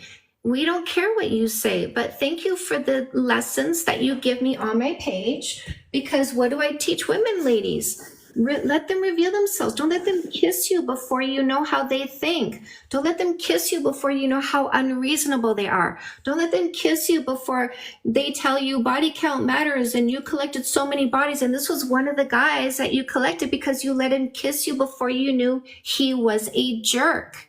Right? They fool you into kissing them and having sex with them, and then they put you down for it. Do not touch those ones. Don't ever give your time or attention to the ones who say body count matters, because the only thing that comes after that is disrespect and a lack of logic. Hi. Hey, distinguished fellow, you're not actually having a discussion. You're arguing back and forth. And if you say we agree to disagree, which is what we're both saying, then you can just move on. You're continuing to argue the fact that you have your preference and that we move on our own way. We've already acknowledged that like 10 minutes ago. So do you have something original to say instead of just validating your position that we agree to disagree? It's weird. It's weird to keep going on about it. So one of the things that we call body count matters people is BOPs, B-O-P, because they are boring, oppressive, and PP obsessed. So you'll notice here's a body count matters guys here, and you're seeing the same thing over and over again. This is getting pretty repetitive, oppressive. It matters because I have to control you in the past to accept you in the present. PP obsessed, right? They think more about other males than they think about you. It's the constant questions about the PPs. How many PPs in your past? How many PPs in your friend circle? How many PPs in your workplace? How many PPs at that event you went to? Prime example. Here you go, deflection, right? You must have been hurt. Why? I had a great time. What are you talking about?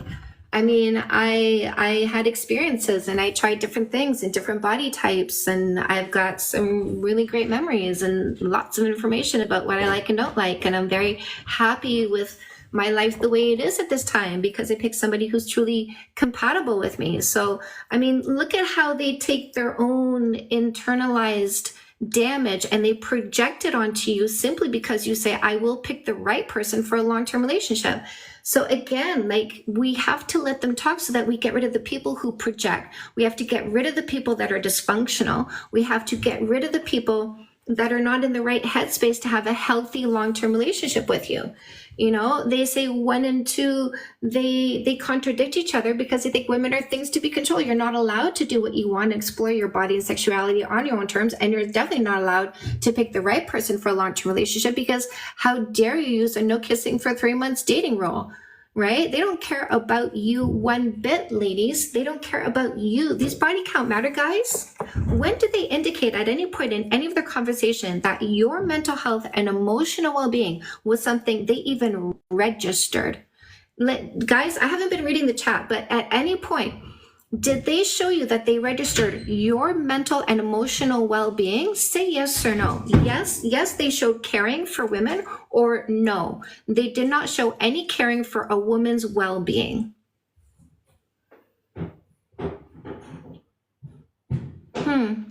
Interesting. No? Baby, what you looking for? A credit card. Oh, no, still. Well, I have another pair of great pants. And I think I transferred it over. Anyway. And you looked on your desk, of course? Yeah. Did you? God, no, definitely. Dante thinks the third rule is bad because he's going to get rejected. Pick your ball. It doesn't matter. It is bad for controlling, insecure, stuck in the past, PP obsessed people when women choose facts over feelings. It is very bad for them. No, body count definitely matters to the kind of people that we don't want to be in a relationship with. Some boys here, we have boundaries and it angers them. That's why you need to have them, right? That's why you need to have boundaries, because if you practicing autonomy makes them mad, you have to get rid of them.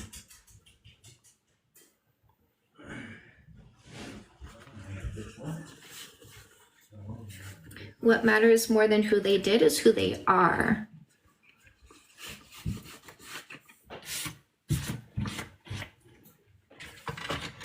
Because somebody can have a low body count and be a douchebag and still cheat on you, by the way. Still cheat on you. My boyfriend before my husband, which happened to be the one where I said no more assholes, he was with 4 before me. That would be considered a low body count for somebody who was early 30s, right? 4 before me. He cheated on me.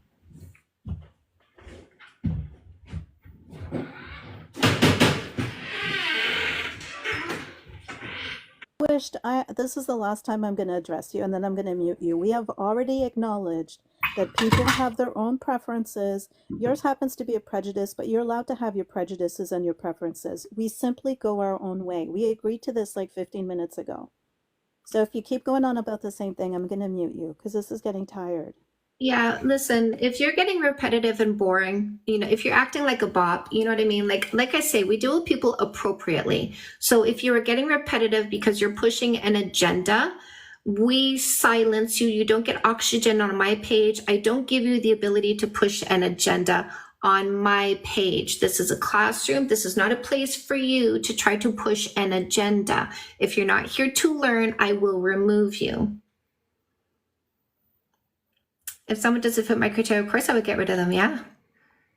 Yeah. Somebody said no forgiveness. Absolutely not. Get your shit together. Don't come to us without your shit together and say, hope I change. Absolutely not. I'm getting rid of this guy. Our preference is not illogical. Our preference is logic. We get rid of illogical people. Look at you gaslighting in my comment section. That is not allowed. If you cannot speak with honesty, you are not here. If you are pushing an agenda, you are not here. If you don't respect our intellect, you do not get to stay here. We've also said multiple times that we acknowledge that everybody, like, honestly. And they don't listen, Diane. Just no more. You don't have to get rid of someone because they don't fit in your box. No. I don't resolve the conflict of you not having your shit together, Travis. This is you pushing an agenda of women picking subpar. Hey, ladies, you bring all these qualities to a relationship. You bring all of this. You're 100% this list. But listen, you should take me on even though I'm 99%. Reach below yourself and grab me and hope I come up to your level is what you're trying to say to us, Travis? Absolutely not. There's no way I'm wasting my time and energy on somebody who is not at my level. I do not reach below myself. I don't compromise my well-being because you don't have your shit together. Compromise is win-lose.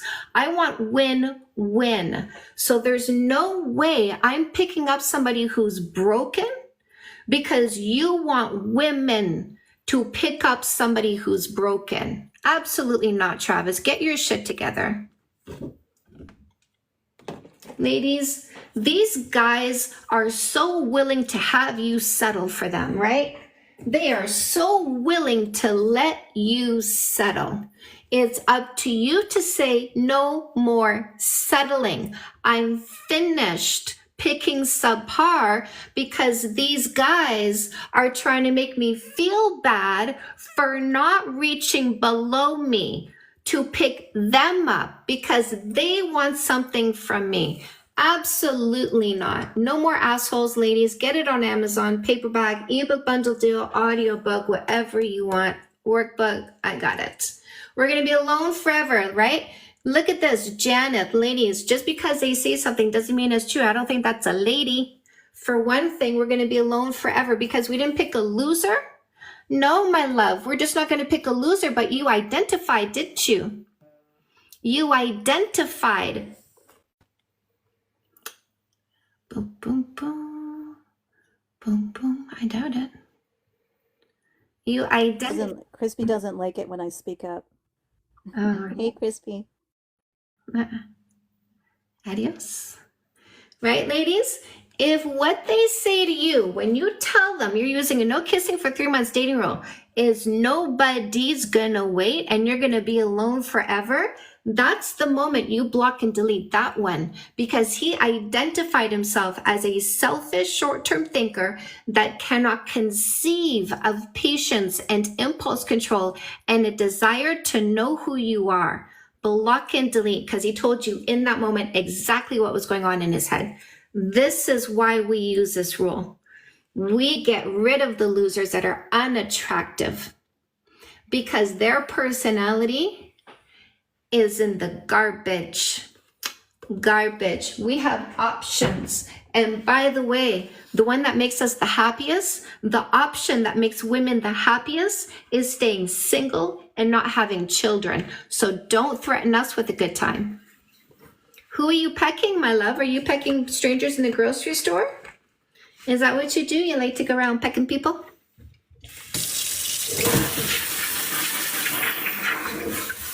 Why are you pecking him? Are you pecking him because he showed up a few times and bought a few meals? You don't owe him physicality just because he showed up. Are you pecking him because you feel actual affection? Because the more you got to know him, the more you like him? Right? The more you got to know him, the more you like him. The more you like him, the more warm and fuzzy you feel. The more warm and fuzzy you feel, the more affection you feel. The more affection you feel, the more affection you show. That's the right reason to show physicality. But if you're giving them physicality like a kiss or a hug because you think you should, it's the exact wrong reason. And that's called indoctrination and brainwashing. It didn't come from your free will. It didn't come from your genuine emotions. It came because you thought it was owed to the person in front of you, meaning your body doesn't belong to you. So my question to you is, are you giving a peck because you own your emotions and you're showing them, or giving a peck because you think our culture demands you show that? Said the same person said, how do you say no to when they ask for a kiss? I'm You not say no. comfortable with that. I'm not comfortable with that right now. It's as simple as saying the absolute truth. I'm not comfortable with that right now. That's all you say. And anybody who doesn't accept your simple truth, think about the effectiveness of that communication if you listen to the words. I'm not comfortable with that right now. No, thank you. No, I'm not comfortable with that right now. Anybody who doesn't listen to the words coming out of your mouth does not deserve space in your life. Anybody who tries to debate you when you tell them you're not comfortable does not deserve space in your life. If you say, no, I'm not comfortable with that right now, and they say, why not? You have to get rid of that person, because the only right answer is instant respect to your comfort levels. Asking to debate you is not respect. So if you say, no, I'm not comfortable with that right now, and they go, okay, show of respect. If they go, what? Why not? Entitlement. A desire to wear you down, to get what they want from you, despite your discomfort, despite your lack of emotional well-being, meaning they don't care about your mental health and emotional well-being. There's a red flag right there. So start getting more in touch with your genuine emotions, and start only showing genuine emotions with your physicality, and start seeing who falls off the map, my love. And start seeing who's actually disrespectful of you.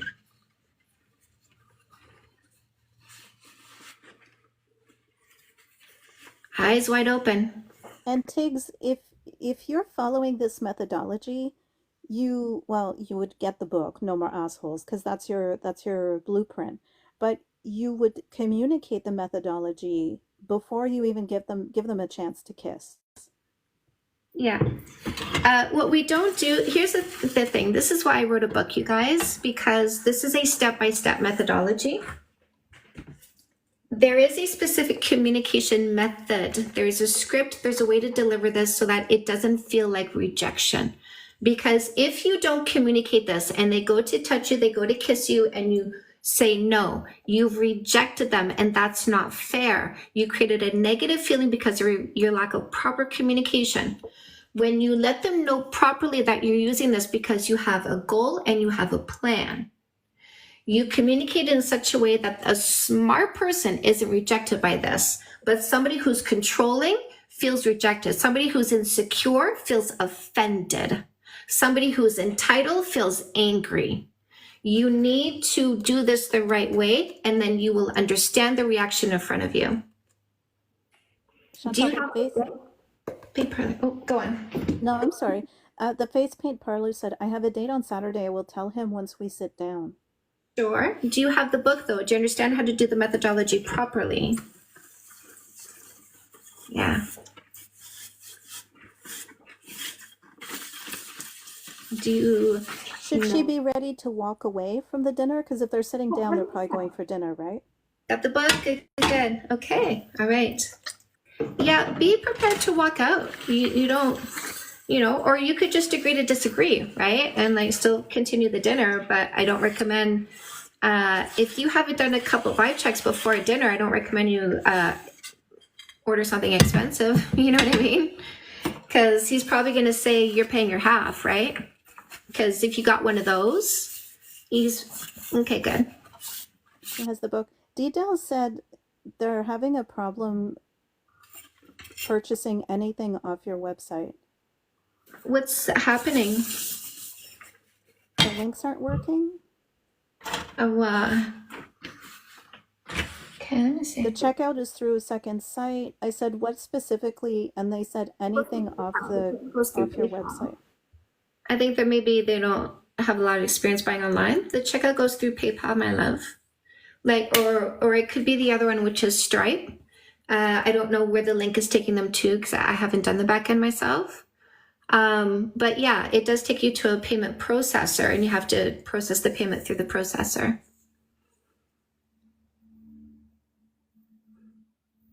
Patricia said, could you tell a person no more kissing if you already kiss him once? Once, absolutely. The script for that is also in your dating book, No More Assholes. You're going to do a reversal. You're going to let them know that you have no regrets, but you are certain in your intention of picking the right person for a long-term relationship, and you want to revert back to a methodology, which is no kissing, no sex, no sleepovers, no exclusivity. That's going to give you the perspective you need to make sure you understand this person before actually deciding to commit to them. Hello, what did you want to say?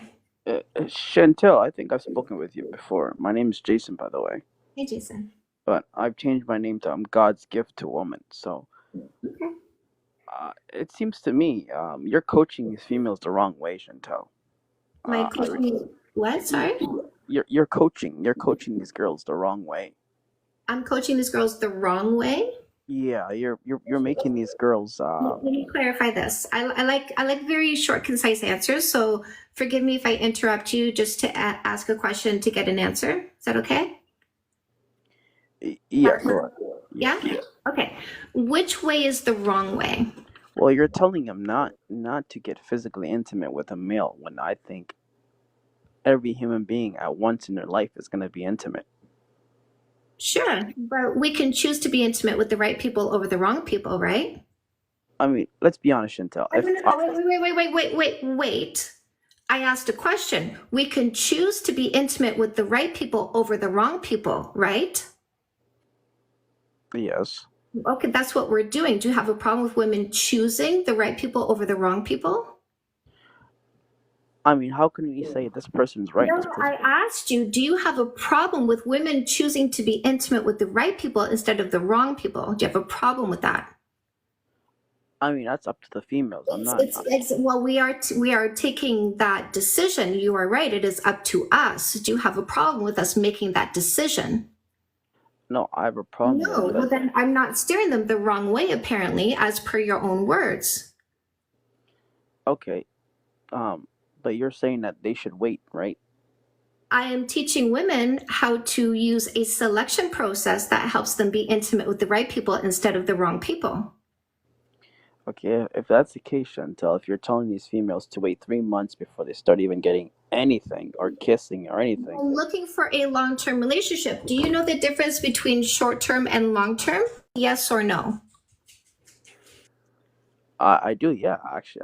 Okay. Well, women can choose to have a short-term hookup just for some fun that's attractive and safe, and they can choose to use a no kissing for 3 months dating rule when they're picking a long-term relationship to make sure. Can you read all these words? Yeah, I To could. make sure the person they're going to be intimate with actually meets the criteria that they're filling at the time. Oh, wow. But don't you think, Chantel, like if a woman falls in love with a person, they shouldn't have to wait that long? The other person? Yeah, like I'm saying, If I fall in love with somebody, my emotions don't mean you're a good fit. So I may fall in love with you and use a no kissing for 3 months dating rule to make sure you're a good fit before getting intimate with you, because what's the point of me loving somebody who doesn't love me? yeah, but don't you think if that rule So was, do you understand what I just said? I do not. I do What I not. just said is, even if I love you, I can still use a no kissing for 3 months dating rule to make sure you love me before I get intimate with you. Just because I love you doesn't mean I should not have a no kissing for 3 months dating rule, because my love for you doesn't mean you're a good human being if I don't know if you are yet a good human being. So what woman? Does that make sense? Do you understand what I'm saying? That we're not using emotions to dictate our behaviors. We're using logic. Do you understand that? Chantel, I'm gonna be quite honest with Is you. it a yes or is it a no? Because I'll keep explaining if it's no. Do you understand that we're not using emotions to dictate our behaviors? We're using logic. Do you understand that? I do not understand anything that Don't you're saying. understand. I don't, because it sounds to me like you're punishing the guy. I'll spend more time explaining how we're using logic instead of emotions. Just because I have feelings for you doesn't mean you're a good person. Is that true or is that not true? Yes. So why would I use my emotions instead of logic to choose who I'm going to be intimate with when I'm making an important decision like choosing a long-term relationship? Let me ask you a question, My Chantal. question, I want to hear what you have to say. Why should I use emotions instead of logic when I'm making an important decision like choosing somebody for a long-term relationship? I think being physical is very important. I think it's number You one. went back to what you repeated at the beginning, but you didn't answer my question. Why should I be physical with somebody who's abusive and irresponsible? Because I used emotion instead of logic and I got intimate with that person. He went away on his own. Apparently, he didn't have an answer. No, because you can't indoctrinate over here.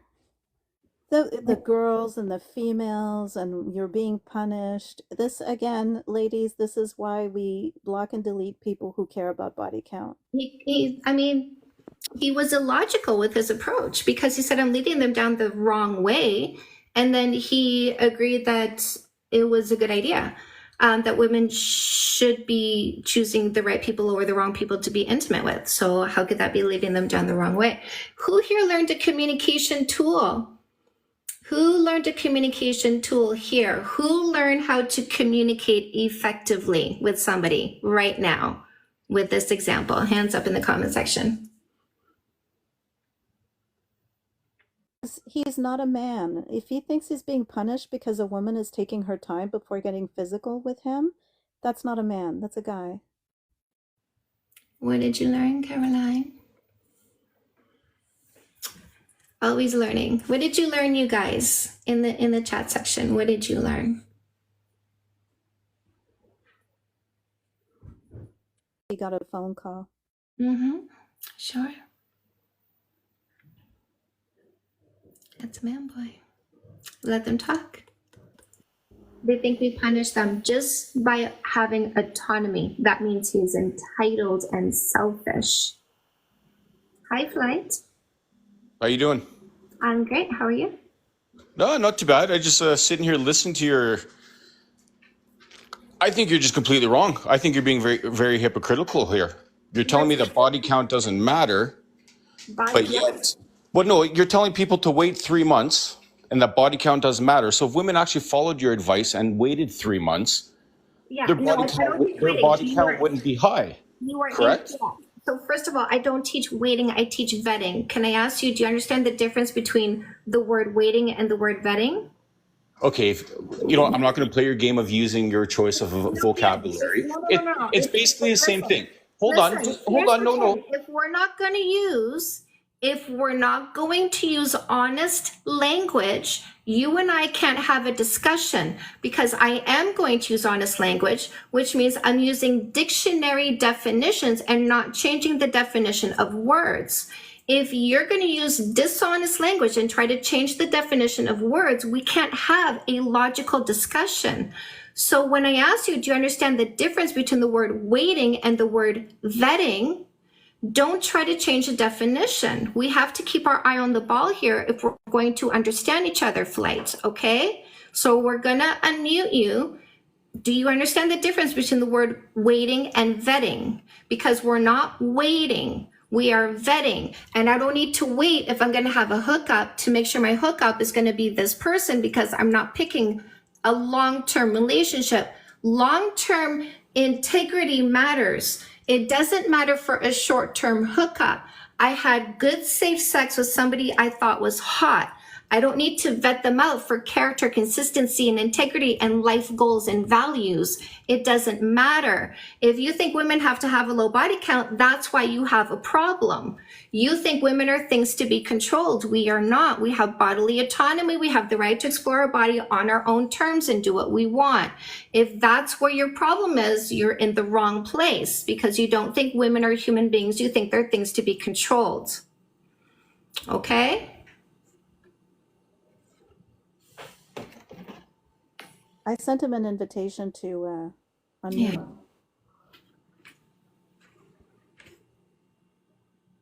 Exactly, the projection. No. Listen, Don't come ask to come in my chat till you can show some basic understanding. I need some intelligent conversations.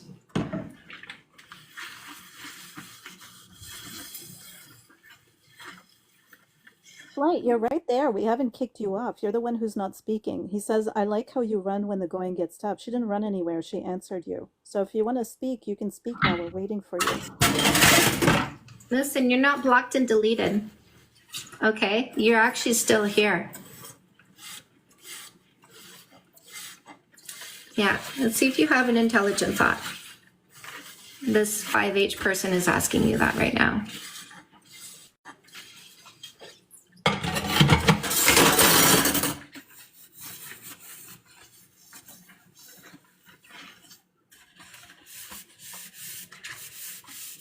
Sent you another invitation to unmute. There you go.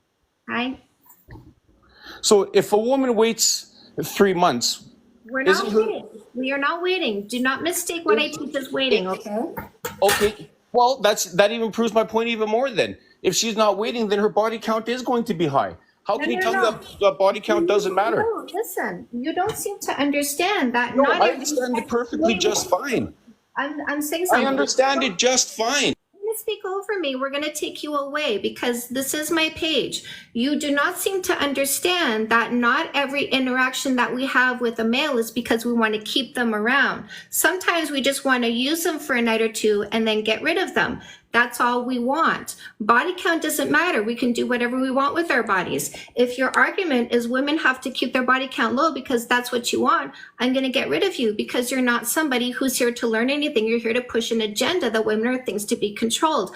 I do not allow that agenda on my page in any way, shape, or form. Okay?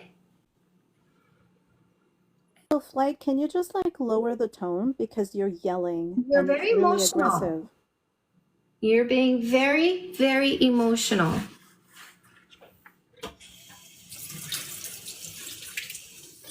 You an invitation to unmute your mic. So, yes. Now, again, honest language here, okay? I don't let people get fooled by the wrong words.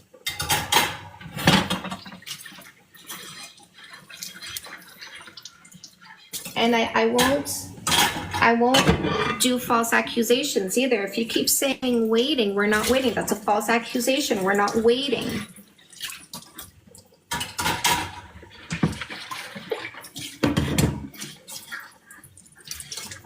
It's amazing how these guys get so emotional and hysterical about a dating methodology. Okay. Hi. Do you date men or women? Pardon? Do you date men or women? Right now I'm only interested in my husband, but there was a time in my Oh, past okay. where- So you have no idea what it's like then dating a woman then. No, as I was saying, when you interrupted me, because you've been doing that quite a bit. So let me finish my sentence. Because you talk nonsense. You keep talking what around. I was saying. Again, you interrupted me. It doesn't seem like I can have a good conversation with you because you keep talking over me.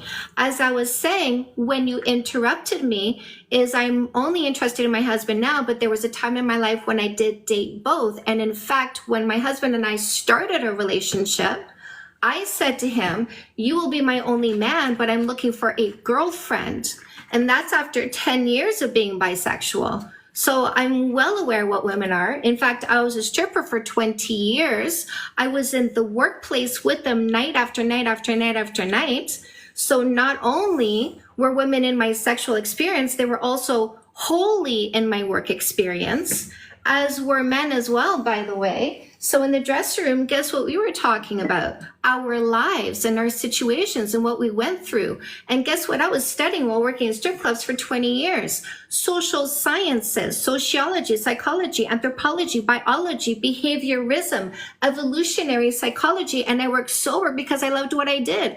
I told my mom when I was 6 years old that I was going to be a stripper. I did it because I loved it. I didn't have to medicate to do it. I just want to be clear. Nobody dropped him. He ran away. 100%. He says, so you know nothing, which is an insult, which is disrespect. and we remove disrespect. It doesn't belong in my environment. I don't know why you think I should stand here and be disrespected. And ladies, I want you to pick up on this example too. Every single thing I do on this page, when I present this as your dating coach, I'm communicating the way I want you to communicate. I'm showing you the strength I want you to have. And when I get loud and angry, that's when I want you to get loud and angry. I want you to stand your ground and not let these guys think they can ever bully you, ever own you, ever take advantage of you. Wavy said, dumb question maybe, there's no dumb questions, but how does one get over the fear of ending someone? I hate hurting people. Well, is your mental health and emotional well-being important to you?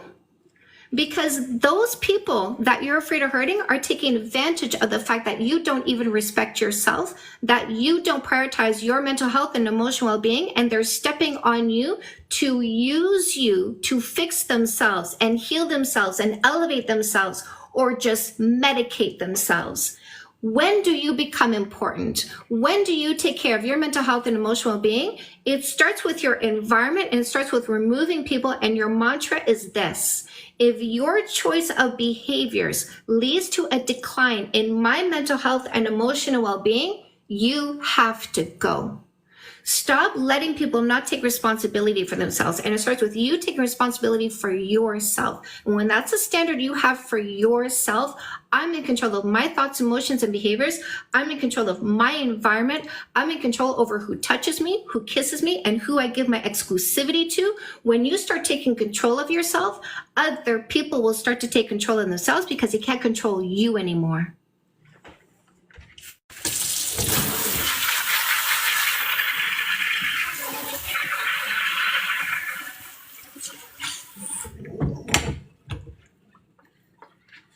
You're welcome.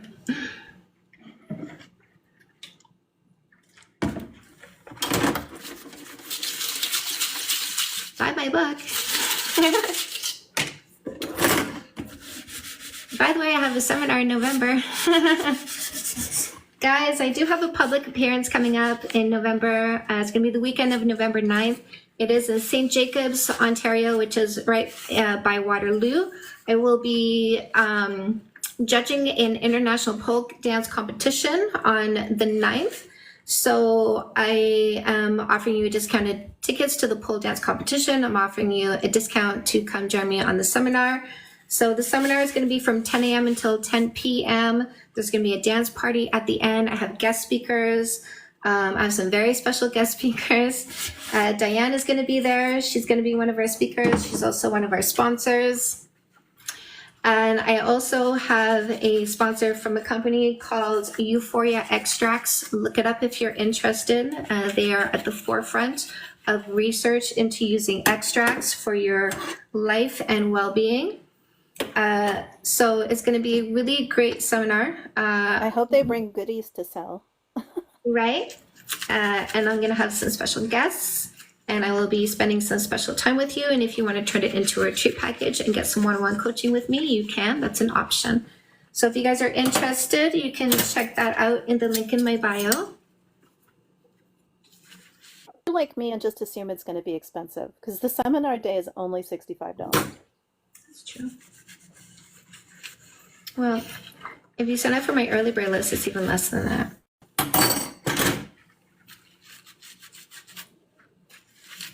The car. I love watching the stream. Yay! I love making you stronger, more powerful, able to stand up for yourself, able to control and protect your own environment. Speak about the importance of not being exclusive in the first 3 months. So the reason why we don't give exclusivity before 3 months is the same reason why corporations don't give benefits before 3 months. Your kisses, sex, and exclusivity are the benefits these guys want, even if they don't deserve it. A corporation doesn't give benefits to people who don't deserve them. A corporation fires people who don't deserve the benefits. So how do they make sure they fire the people who don't deserve benefits? They don't give benefits before 3 months. Why did they choose 3 months? It's based on science. Studies were done asking the question, if people are faking who they are, how long can they fake it for? The answer based on the studies is 3 months. So if you wait a minimum of 3 months before giving exclusivity so that you can do your vetting and do an adequate amount of vetting, and part of the adequate amount of vetting is taking into consideration patterns and consistency, which you will only discern over time. So what are the patterns and consistency a corporation is looking for? Do you show up when you say you're going to show up? Do you do your work, and do you maintain a strong work ethic because you actually are a hard worker? Do you get along with your bosses and coworkers? So people who lied about themselves will start to show the lie. They start showing up late. They start getting in fights with bosses and coworkers. Their work productivity goes down. So you need to have the same vetting way that corporations use. You need to get rid of people who don't deserve benefits by saying, show me who you are. Good job on the resume. Good job at the interview. But I don't know what I don't know because I haven't given you a chance to show me who you are. So show me who you are. And here's the date of our first date. Here's 3 months from that date. So calendar date. And if we get to that date and we feel we're a good fit, we'll kiss and start a relationship. But I'm not starting a relationship with somebody who hasn't shown me they deserve the benefits, because I don't give benefits to people who want participation trophies.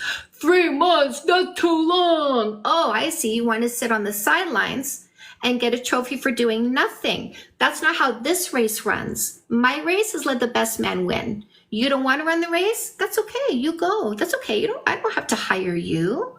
I don't have to hire you because you showed up. I'll let you go. I'll let you go. Sorry, you don't even get a day in the business because you can't show me you're fit for the position. Man by my side. You want me to just put you there before you show me you deserve the spot? You sound entitled and selfish and lazy. And when I wrote my list of what I want for a long-term relationship, I didn't write those words. Selfish, entitled, controlling. Now that I'm here, I get to tell you where you can go and who you can talk to. Lazy, insecure. I don't want to be compared, right? Absolutely not. So this is why we take 3 months to give exclusivity, because you might pretend that you agree with all this. When we first meet, you might pretend you don't have anger issues. You might pretend you respect women. You might pretend. But I got to make sure I get the truth. Charlie! I got to make sure I get the truth before I commit to you. So minimum 3 months to get the truth. You come here. Carly said, what kind of stuff should we do in the first 3 months, like date ideas? Carly, do you have friends? Yes or no, my love? Carly, do you have friends? If the answer is yes, what do you do with your friends? Tell me activities you do with your friends.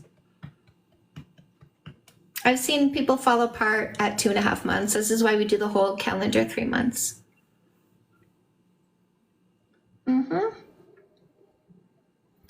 Romantic prospect? No, you don't get exclusivity as a romantic prospect. You get exclusivity because you're the right person. That's the reason to give exclusivity, because you're the right person, not because you're a romantic prospect.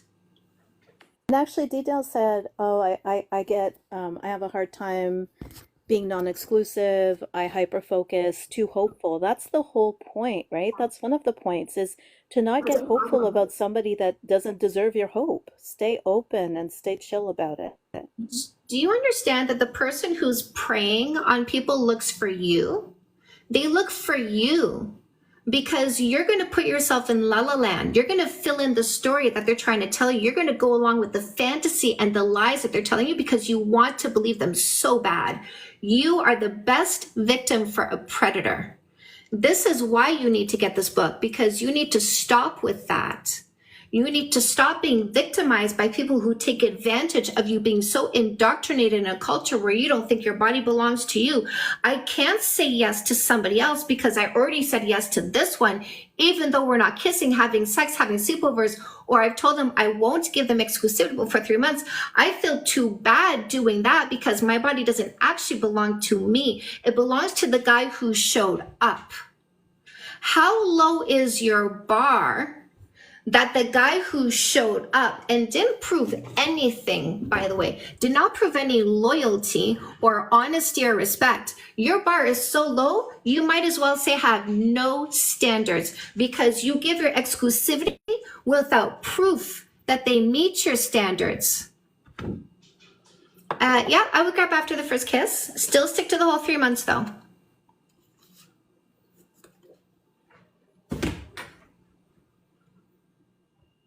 We are not here for repeats of tragic stories, my love. So please, that's this not in my chat, please, okay?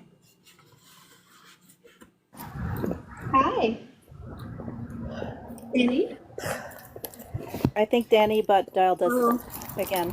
Sounds like she's walking. That's too funny. She does that all the time. It's okay, Al. It's okay. It's just I don't want to.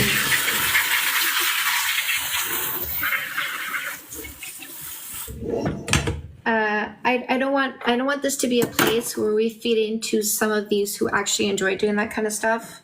I don't want them to get a kick out of my live stream because people come with stories. You know what I mean?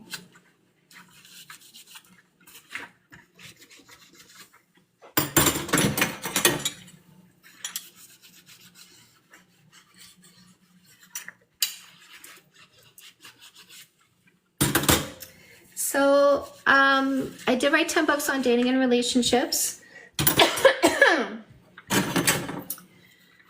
And I do catch you in all of the steps that you're going to take towards a healthy relationship. Does Comeback Queen help with that? So Comeback Queen is geared towards helping you heal after a breakup, and that really is the focus in that book. No More Assholes is focused on helping you choose the right person for a long-term relationship.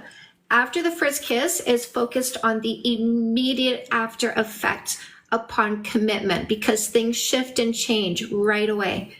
And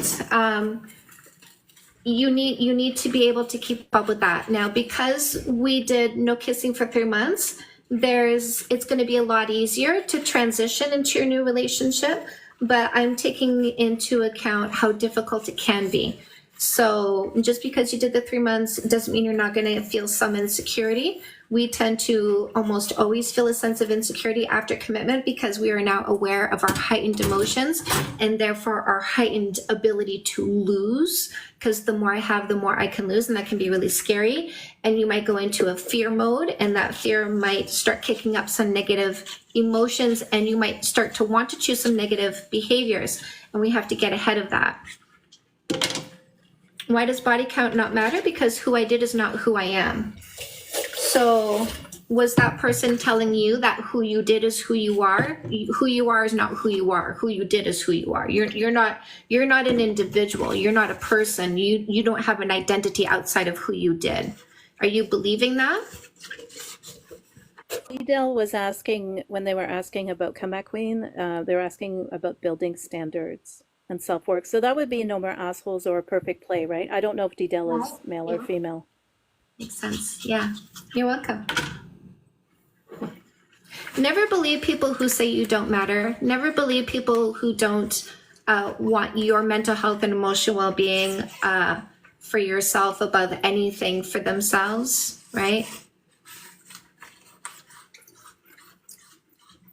Exploring your body with consenting adults, there's nothing wrong with that. And anybody who tries to shame you about that is only somebody who's trying to control you, and they don't care about your well-being. They just care about you being a body that they can control. And those people should never be listened to because they don't have your well-being at heart. They don't care about you. They just care about their ability to control you.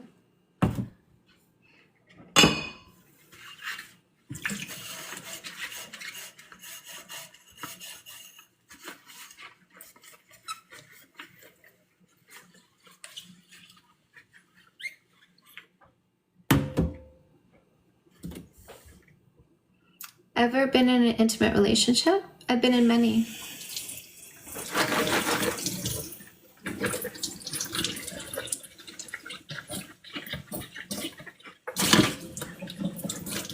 Oh, very exactly, yeah.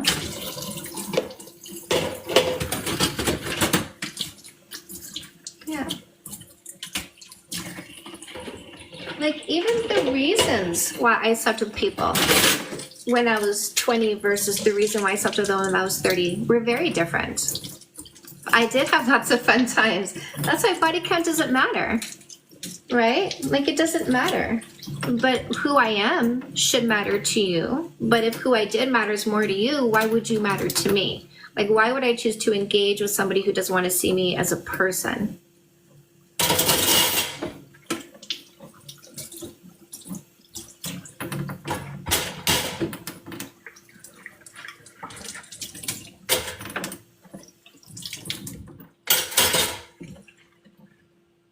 Yes, no, it totally matters to guys that are controlling, insecure, stuck in the past, and PP obsessed. Yes.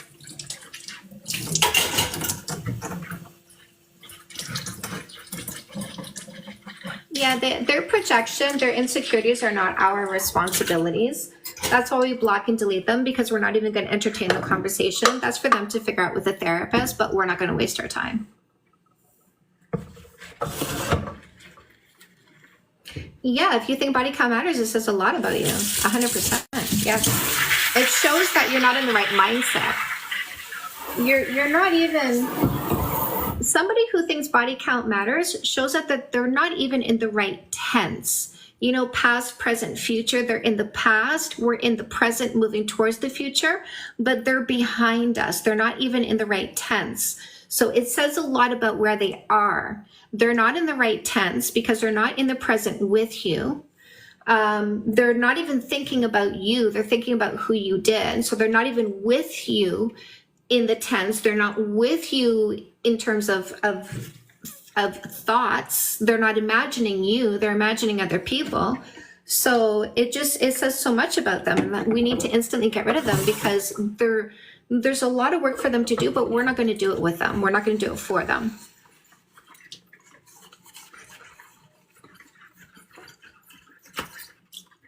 We're not going to waste our time. Something that I tell you is their dysfunction is not your distraction. Exactly, my love. Yes, and that shows intelligence, right? Because you prioritize the personality of the person over who they did before they met you. That sounds so much more logical, doesn't it? You could have a low body count and be such a major douchebag. Why would I use that as a metric at all? It doesn't indicate a good personality. It doesn't indicate no STIs. Testing indicates no STIs. You know, I've been with a guy with a low body count. He cheated on me. You know, and they think we're going to think body count matters? Hell no. It matters to you because you're insecure, controlling, stuck in the past, PP obsessed, false accusations, right? Look at these guys who think body count matters. Look at the false accusations. You'll never have a good time with them. You will never have a good time. Instant block and delete. The moment they indicate they think body count matters, you instantly block and delete them. Because there's nothing but disrespect that comes after that. Nothing but disrespect. They don't see you as a person. They think you're a thing to be controlled. That's it. That's all. That's all. Don't waste any time on them. They're controlling. They are so controlling. If you've ever been with a guy who asked what's your body count, I guarantee you he made false accusations as well. Guarantee you. Those of you who've been with somebody who asked you what's your body count, did he also make false accusations? Yes or no? Any type of false accusations that you had to defend yourself. No, I didn't. No, that didn't happen. Yeah, Kylie says yes. Yeah, says M. Yeah, Elizabeth. This is why we instantly block and delete them. Bree, right? Everything I say goes both ways. Don't worry about it. Everything I say goes both ways. Elbel. Az. 100% Redshift. Yeah. Yeah. That's why we get rid of them instantly. I'm not dealing with somebody who makes false accusations. That's abuse. There's no difference between somebody raising a hand towards you and you trying to defend yourself against their physical abuse, and somebody making a false accusation and you defending yourself against their mental abuse. It is abuse. A false accusation is abuse. Yes, we prefer people who meet our preference. Guys who think body count matters don't meet our preference. They don't listen when we communicate with an open mind to understand who we are because they respect individuality. They don't meet our preference. Instantly block and delete that. Instantly block and delete them. We can talk about number one, yes. What do you want to say?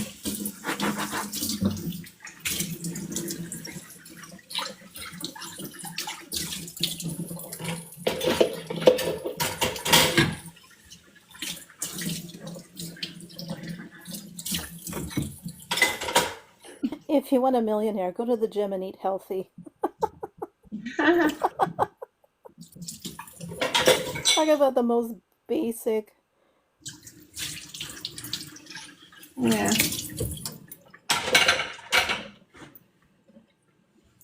Should we wait on a guy to ask us out or treat it like a friendship and ask them, split the bill too? First of all, I don't recommend you ever wait for life to happen. I teach you how to make life happen for yourself. We are not sitting on the sidelines. We are thinking about what we want and we are going for it. So there's that. Treat them like a friendship. We don't make the assumption that they're capable of being a friend, which is why we use a no kissing for 3 months dating rule. But the way you spend time with them is like as though you were with a friend. So I do teach you how to date in my dating book, No More Assholes, also in my workbook. The workbook is really fun. It gives you a place to do your work, although the paperback, the book has more stories. The workbook gets right to the point. This here, No More Assholes, has more storytelling, and No More Assholes, the book, is also an audiobook. And then we also have the No More Assholes workbook, gives you a spot to do all the work in, and also has bonus material. So you're going to see some pages here with pink and white boxes. These are all questions. Every single box, the white ones, the pink ones, are all questions to ask on dates. So you'll have a lot of stuff to talk about when you go on dates. You can get these paperbacks on Amazon. The audiobook ebook bundle deal is in a link in my bio as well. And there's a button to Amazon.com to go get your paperbacks on Amazon. And Ripple the other day, for those of you who don't know, Ripple is a regular here and usually Chantal's co-host.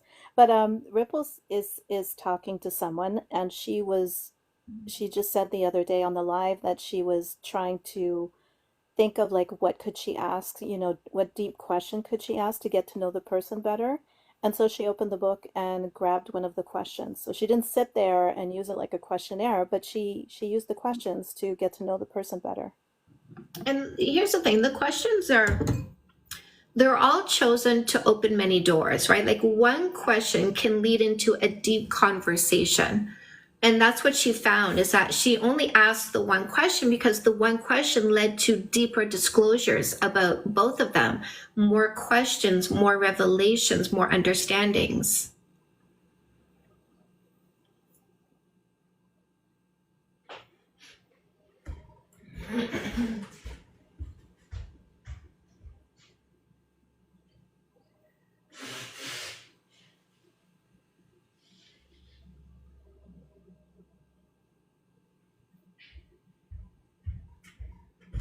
This guy said it's much easier for females to find a good man. Do you know how my good man got me? By being a good man. Good men will be selected by us females. If you're upset that we're selecting good men over you, maybe it's time for you to learn how to be a good man that will be selected by us females. Yeah, question from the book? Let's do kind of a book roulette here. Okay. This one.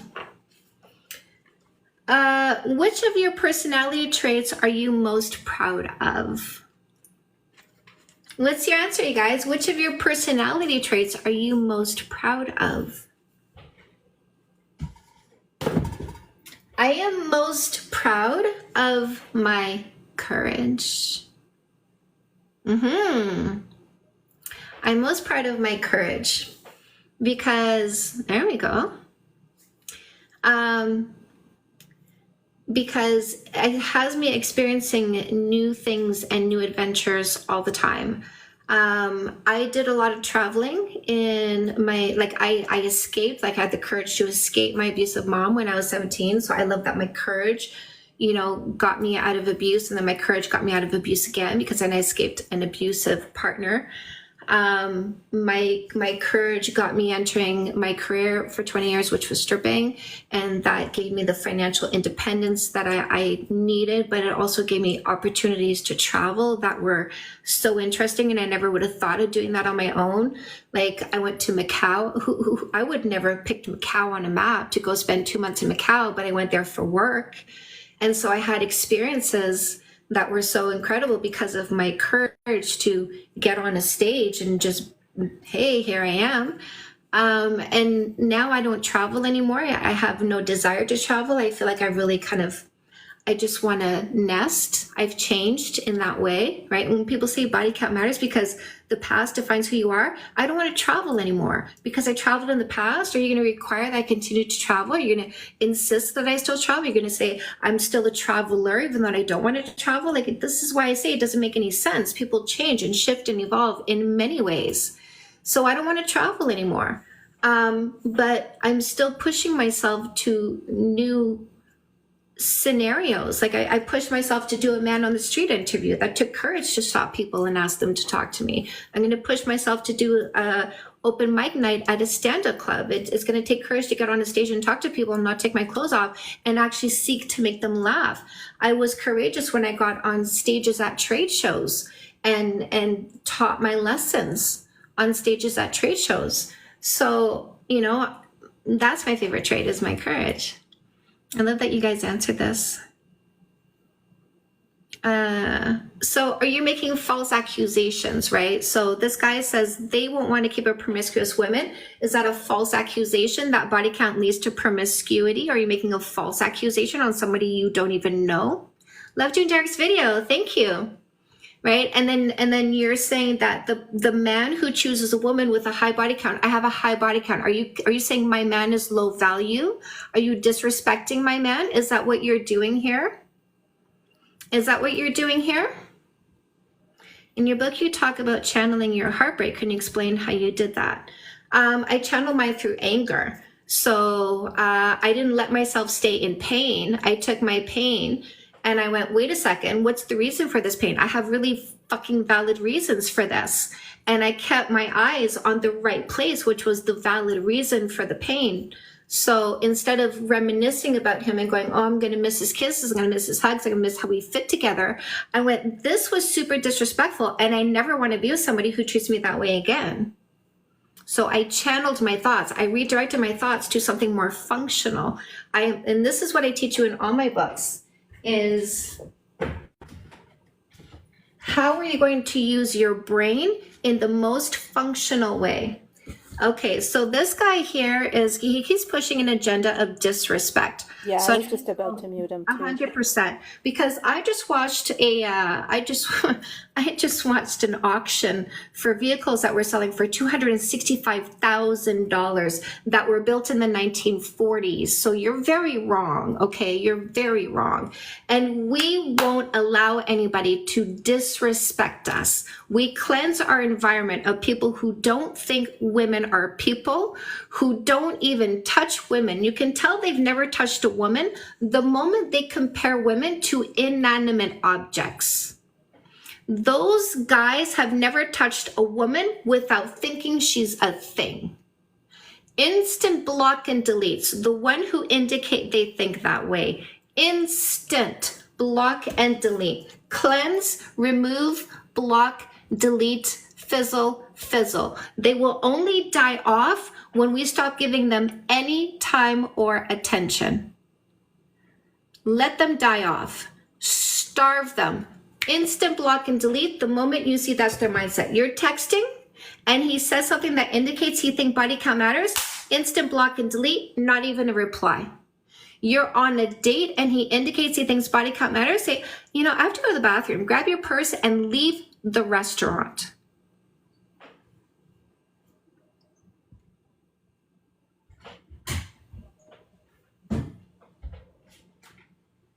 They don't deserve a second of our time. Get in your car, drive away, block and delete. Hi, Justine. They are disrespectful.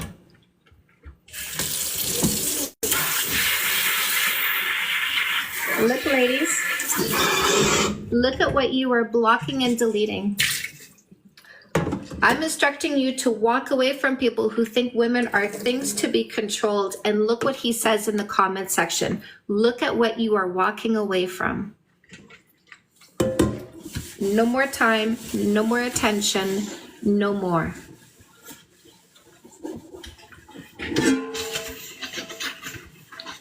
Justin, I hope that wasn't a complaint. And I don't, did we talk, Justine? Did you block him? Did you block that guy?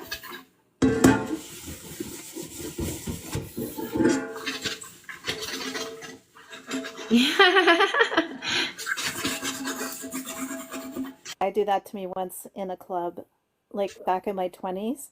This guy comes up from behind me. I was wearing like a tank top, I remember.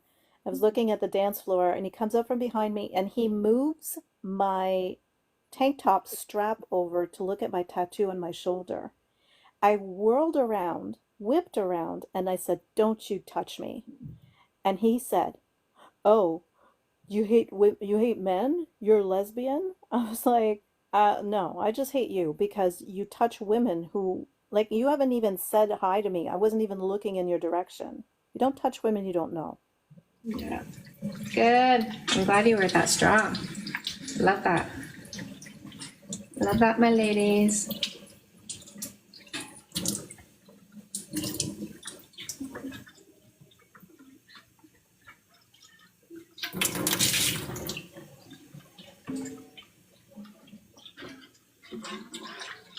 Tell you about the hockey players at No. another bar. So I was having fun dancing and I went over to the bar to get a drink and there was a whole table of guys, right? With one older gentleman. And it turned out they were hockey players they were in Ottawa to play the Senators and this is again back in my 20s. This is a long time ago, like 25 years ago. And there was one of the players was at the bar. I had no idea they were players. And we just started chatting while I was waiting for my drink. And all of a sudden he stops mid-sentence and he says, "You want to kiss me, don't you?" And I was like, "What?" I said, what are you talking about? And he goes, "Well, I'm a hockey player." He had told me at that point he was a hockey player. And he's like, "I'm a hockey player. I'm on top of the world. I'm rich. You want to kiss me?" And I said, "No, I really don't." And I walked away and I went back to my friends and we weren't that far from their table. And so I guess I was close by and he like grabbed my hand and pulled me over and he said, "Here," and he shows me his NHL card. Like as if the reason I didn't want to kiss him was because I didn't believe he was a hockey player, right? And I said, "Listen," and all of the guys at the table are listening and watching, right? I said, "Listen, I know you think that I'm stupid, but I'm not stupid. Just because you're a hockey player." Like, no, he said, "I know you think I'm an asshole because I'm a hockey player." I said, "No, I don't think you're an asshole because you're a hockey player. I think you're an asshole because you think women should want to kiss you just because you're a hockey player." I said, "If you want a puck bunny, look around. I'm sure there are more in the bars. That's not me. Don't talk to me like that." And I walked away and all of the other guys had like their heads down at the table. Like, I'm telling you the stories I have, and all we're doing is existing, dancing, having fun with our friends. But these are the people who think that women are for sale, right? And also, not only that he thinks women are for sale, but he wants you to make up a story in your head that he hasn't communicated, hoping you're going to create a fantasy that's going to have you having sex with him. Oh, he makes a lot of money. If I have sex with him, he's going to buy me gifts. If I have sex with him, he's going to make me his girlfriend and buy me gifts. If I have sex with him, he's going to pay for things for me or take me out or show me this great experience, or he's just saying that so that you create a fantasy that's going to have you jumping in bed with him. Blocked. Yes. All right. Just walk away. Yeah. Yeah, I mean, I can't tell you the number of times that I worked in clubs and guys were trying to buy my services for the night. And there's no amount of money that they could offer me that would have had me put me in their presence, because they had no respect for women, and I would never sell my sanity for any amount of money. Ladies, don't forget the free book in the link in my bio is Fake Love Need Not Apply, How to Avoid Posers, Losers, Scammers, and Predators. We always get them in my comment section, wanting you to download the free book so that you can identify the worst of the worst: posers, losers, scammers, predators. Identify them before they can ever lay a finger on you, so that you can block and delete them instead of them ruining your life because you gave them too much proximity, too much access to you. Got my bundle. Ooh, love, love, love. Love. Amazing balls. You know, when you were asking like what characteristic about ourselves is the favorite, I've been thinking, because I don't know if I have a word for it. Somebody said tenacity, and I think that might be it. But I think for me, it's that I've always had a sense of what's right Ooh, for me. right.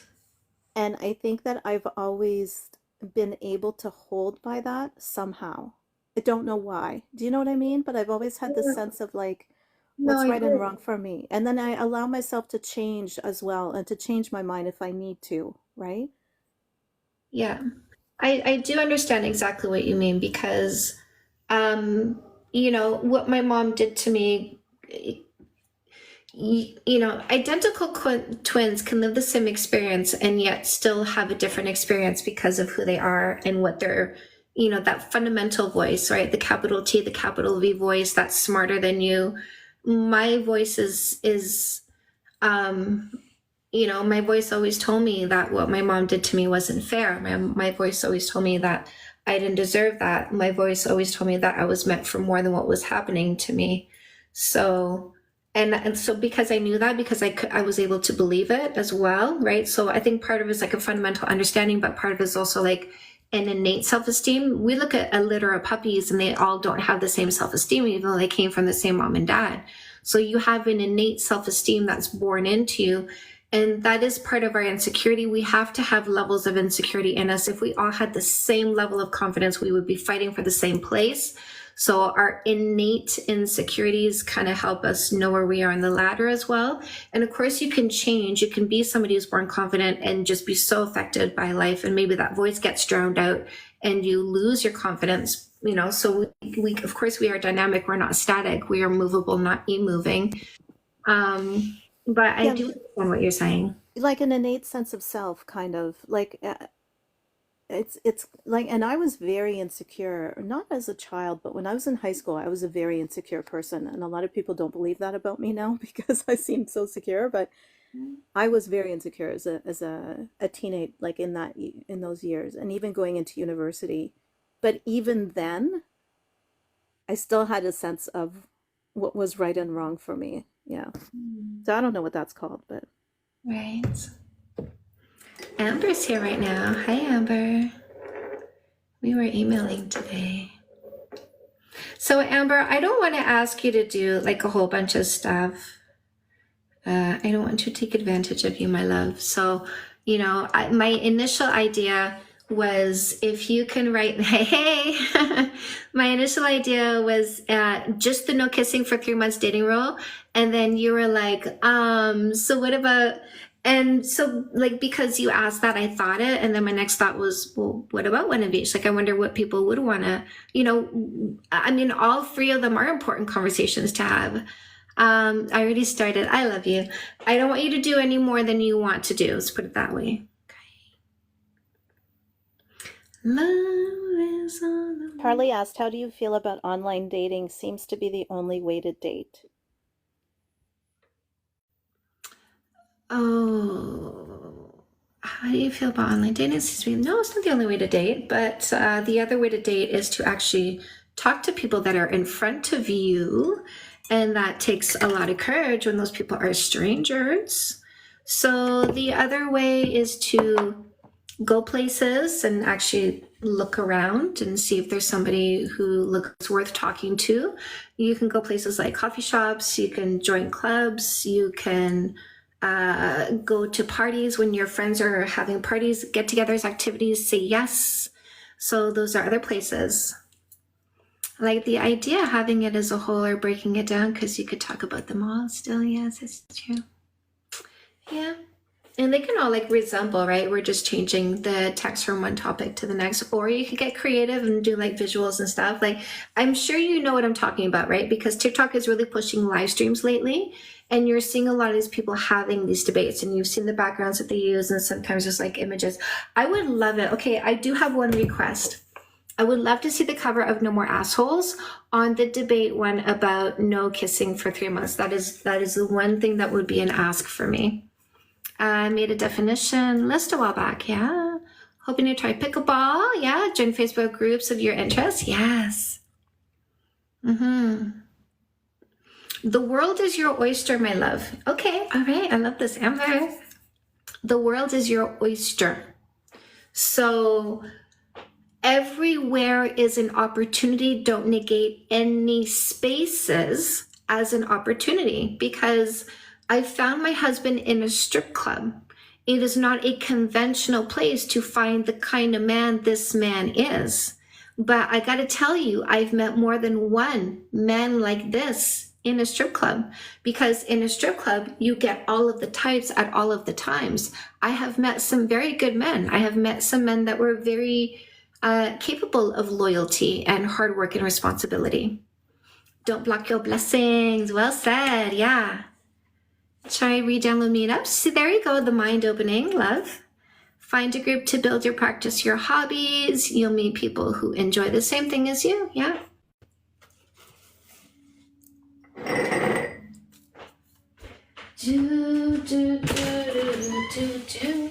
So I'm trying to remember to eat at least 1 tin of sardines a day. A joke to whom, my love? A joke to you? I accept that.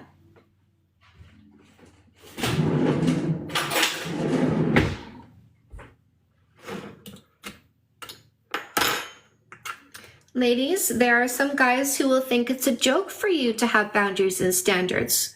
That's okay. They can think however they want to think. Now that you know how they think, you deal with them appropriately. What do you choose to do with somebody who thinks it's a joke for you to have boundaries and standards? Right? And look at this guy who thinks it's a joke for women to have boundaries and standards, also says body count definitely matters. So you don't have the right to have boundaries and standards, and you don't have the right to practice your sexuality on your own terms as an individual, autonomous human being. So what kind of person are they displaying? They're displaying control, lots of control here. 1 and 3 don't contradict each other if you don't think women are things to be controlled. But if you think women don't have the right to explore their sexuality on their own terms, and you don't think women have the right to pick the right person for themselves for a long-term relationship, then you think 1 and 3 contradict.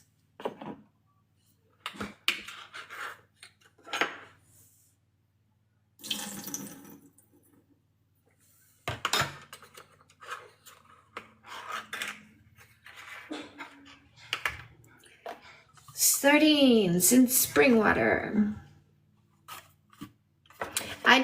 I'm lazy, so I eat them straight out of the can, laziest way possible. I wouldn't waste my time with somebody who thinks I should give affection to losers. I don't waste my time with somebody who thinks I should give affection to somebody who's a liar, a cheater, lazy, or selfish, or irresponsible. That person obviously doesn't care about my mental health or emotional well-being. So why would I waste my time giving affection to people who think I should give affection to the wrong people? If you start off thinking I should give affection to losers, it sounds like you want me to give affection to losers. And is that because you're a loser who wants my affection even though you're a loser? Because the way I'm operating is let the best man win. And you seem to disagree with me picking the best man. And you seem to think I need to give affection to a loser before I know they're a loser. Yes, don't waste your time. That's why I have these boundaries and standards, because I want to facilitate the removal of people who think it's a waste of time to get to know me. Ryan, we don't wish. It's okay. So if somebody approaches you with this methodology and you say, I'm not interested, then we walk away. There's the false accusation, Right. lady. Look at this. All you have to do is let them talk. There's the false accusation. The moment he tells you he thinks no kissing for 3 months is crazy, just get rid of him, because he will ultimately show you why you should get rid of him. Just don't wait for the reason beyond this one. False accusations are a form of abuse. This person is abusive. When you say let the best man win and they're opposed to that, is because they know you're going to reject them. This guy showed us he's abusive. False accusations are abusive behaviors.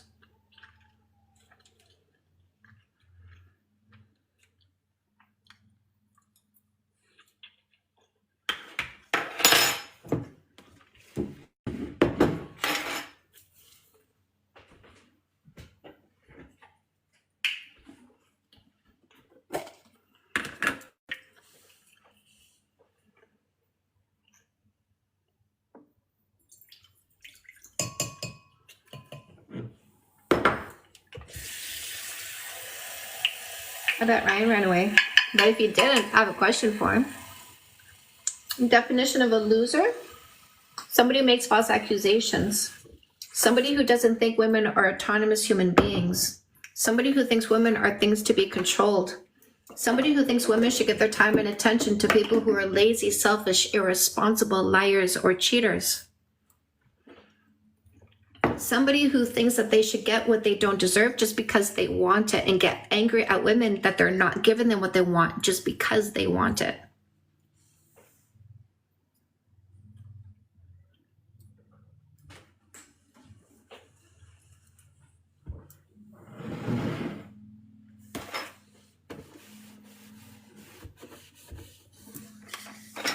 Ryan McMuffin is one of those guys who probably wants women to go over to his house for the first date to just hang.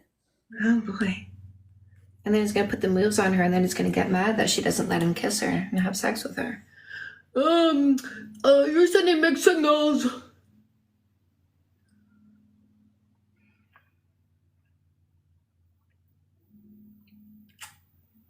Is it just a book so they can work on becoming a real man? They're not showing curiosity. My books are for intelligent people. They're not showing that they're interested. So, are there any men here who want to learn how to choose a woman just like I teach women how to choose men? Hands up in the comment section. This is another way where how you run your live is an example of how to use the methodology, because we're not here to try to force anybody to grow up or be better. We're helping people. I'm tripping over my words. We're helping people choose better people and be that way. Be better for yourself so you can choose a better person. But we're not here to just tell people to grow up. Welcome, Luke. Hi. So, Luke, this is for you. This is my dating book for men. I wrote 2 books for men.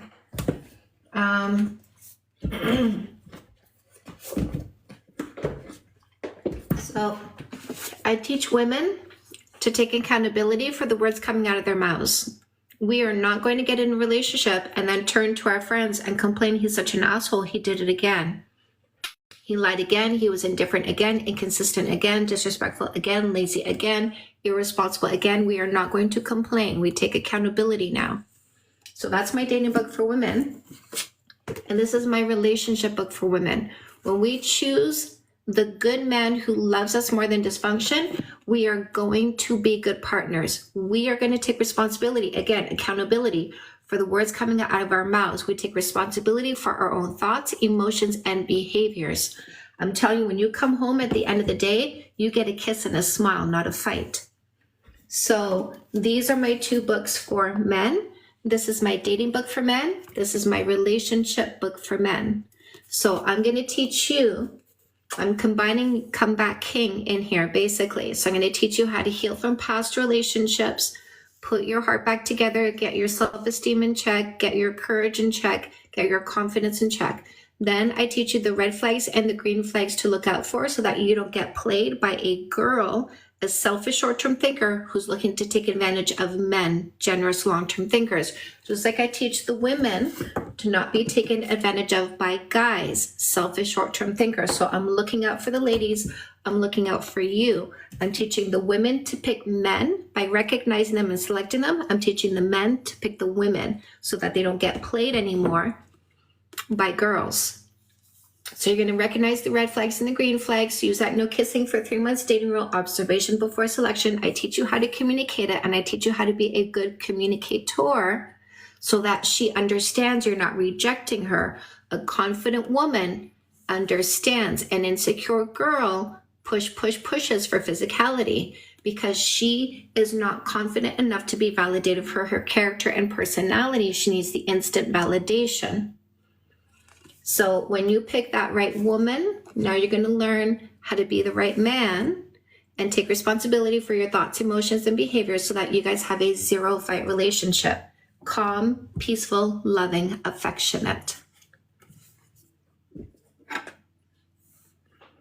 Paperbacks are on Amazon. There's a button to Amazon.com in the link in my bio, but if you're not in the USA, just go to your country's Amazon page and type my name, Chantal Heide, ChantalHeide. Type that into the search engine. Ooh, I'm a better version than who I was for Chantal's coaching. Ooh la la.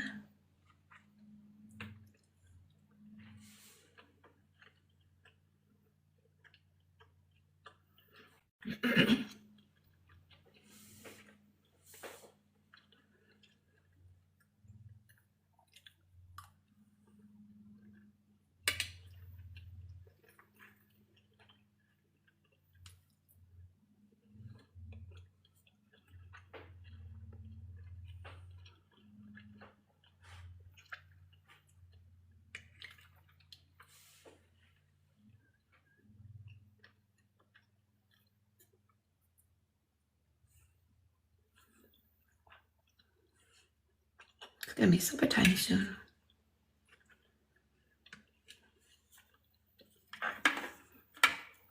Is there a Facebook group? No, my love, there is not.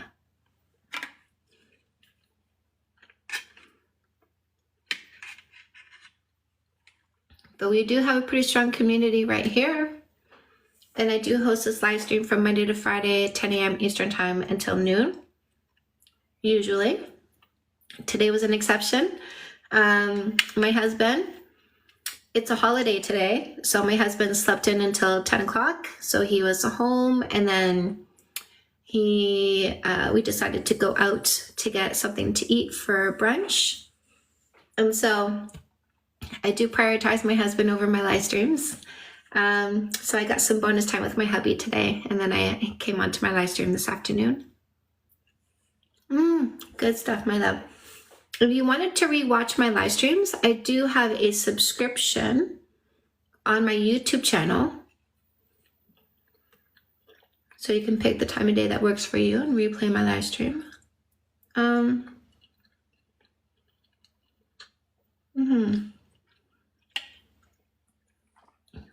have people who come and watch every day. They call it their daily programming, their daily reprogramming. It's not the same, Sean Marie. I know the interactivity.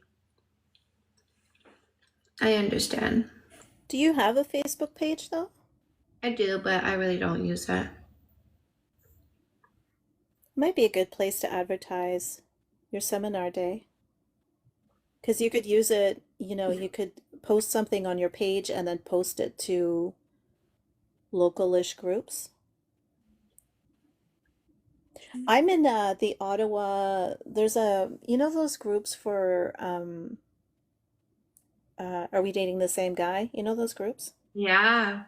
So I'm in the Ottawa region one, and one time I made a post and with like your information to be like telling women, to like learning how to vet and stuff like that, and it got taken down. So I don't know why, but yeah. Events in Facebook, yeah. I'm reading this right now.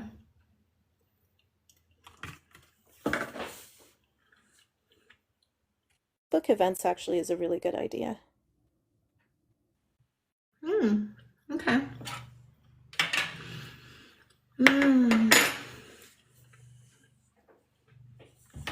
Honestly, I just need a manager. I need somebody who's passionate about marketing.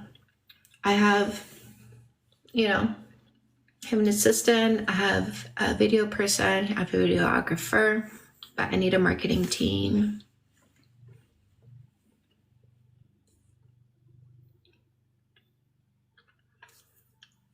Aligned and authentic dating. Doesn't that sound good?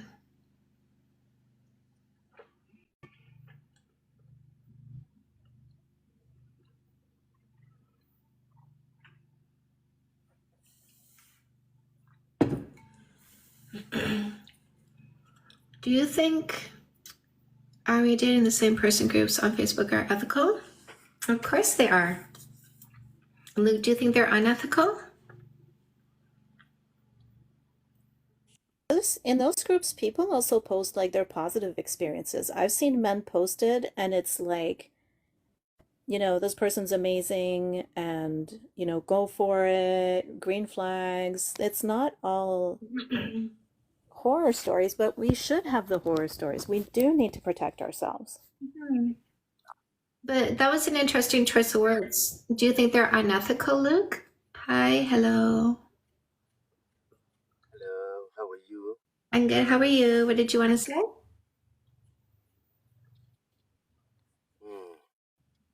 Thanks.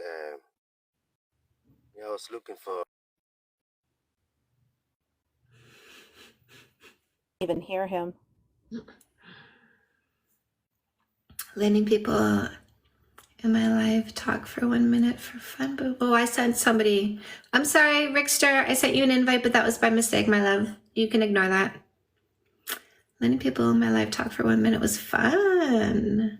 It's examples of why we block and delete. Yes. Rickster may be coming to talk to us, but I sent you that invite by mistake. Don't feel obligated. Coming to talk to us, but I sent. Hi, did you want to say something? Yeah, see, that was. I think I keep it up to dare me too. I think it's me. I think I'm the reason. I'm the problem. Chantal. Is it me?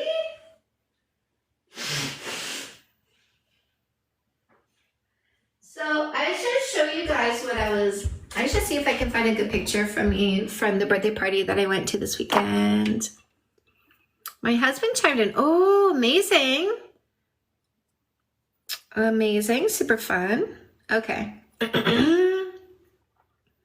Group chat. Oh, we had so much fun. We had such a good time. The vibes, except for the two kind of weird, creepy guys that were there. But we're good at kind of insulating ourselves against people like we just kind of group in, which is why people call us cults because we do that. We just kind of go into formation.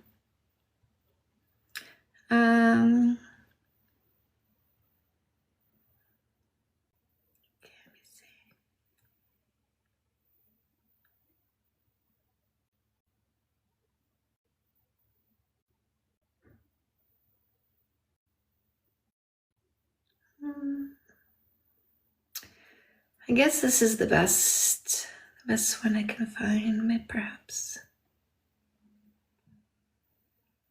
So this was me at the birthday party. Me at the birthday party. And I wore a long dress.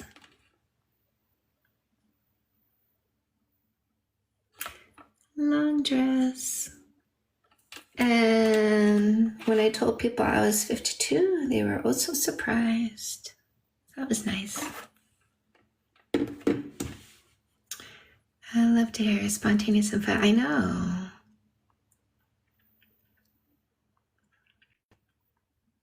Not a dating live.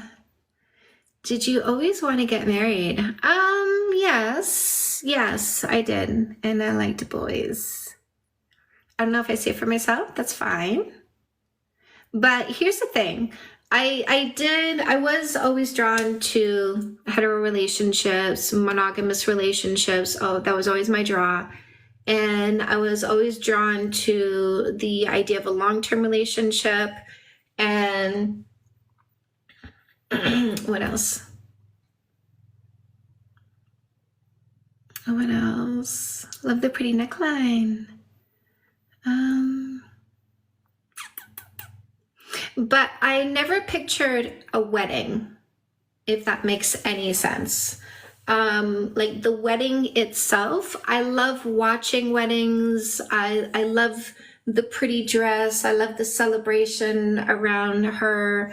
I understand how busy and stressful that day actually is when you go through it. So it's not all as pleasant as you think it is.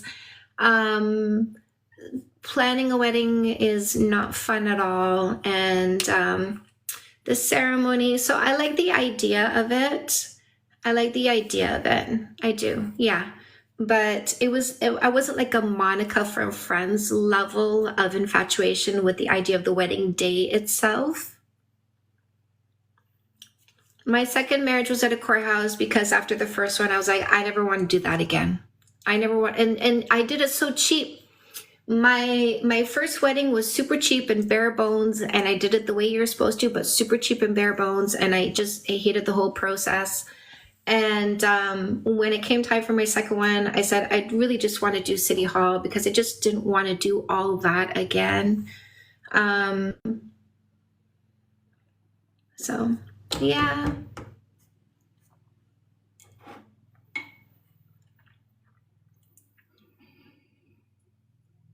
Oops.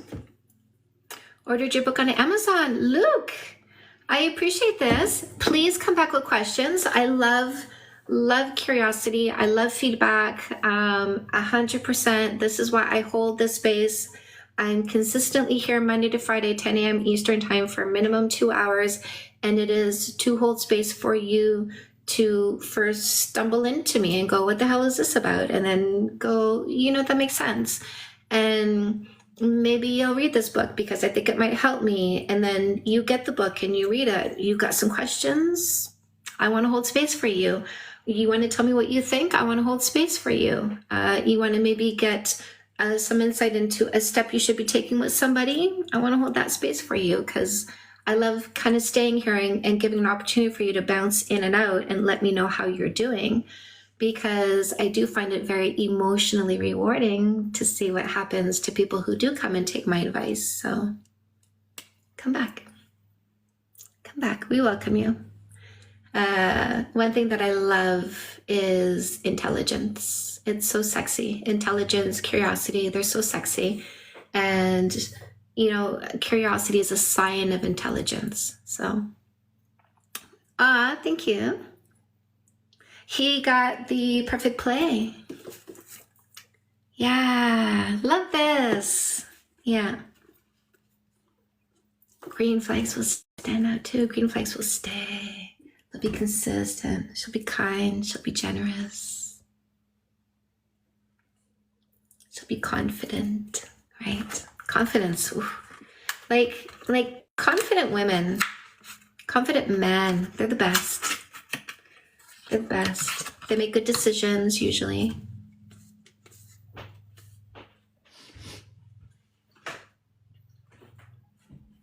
They're trustworthy, dependable. You too, my love. Okay, what am I gonna feed? What am I gonna feed Mama? Like that. Sherry asked, what do you think about large age gaps, 30-year difference? Large age gaps. Ooh. Large age gaps of how much time? 30-year difference. 30-year difference, and the youngest is how old? The youngest is how old? That is the important question.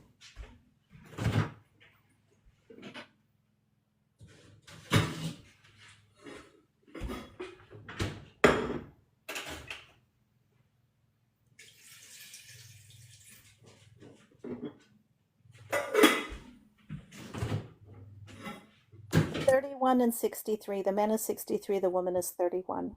No, both of you have fully formed brains. There's no problem. My question to you is, are they a 12 out of 12? What's more important than age, what's more important than a number is character. So Sherry, in the link in my bio is a $5 12 character trait quiz. Do you want to take that and let me know if he's a 12 out of 12? Because I think that matters more than the age gap.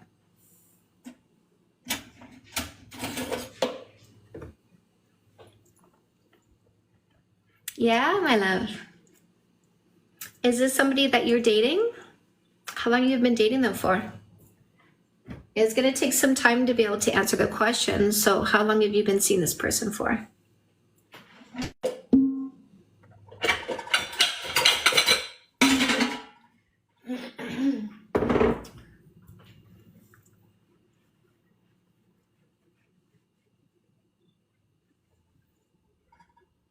See, you say to Luke, I hope you find your dream mate.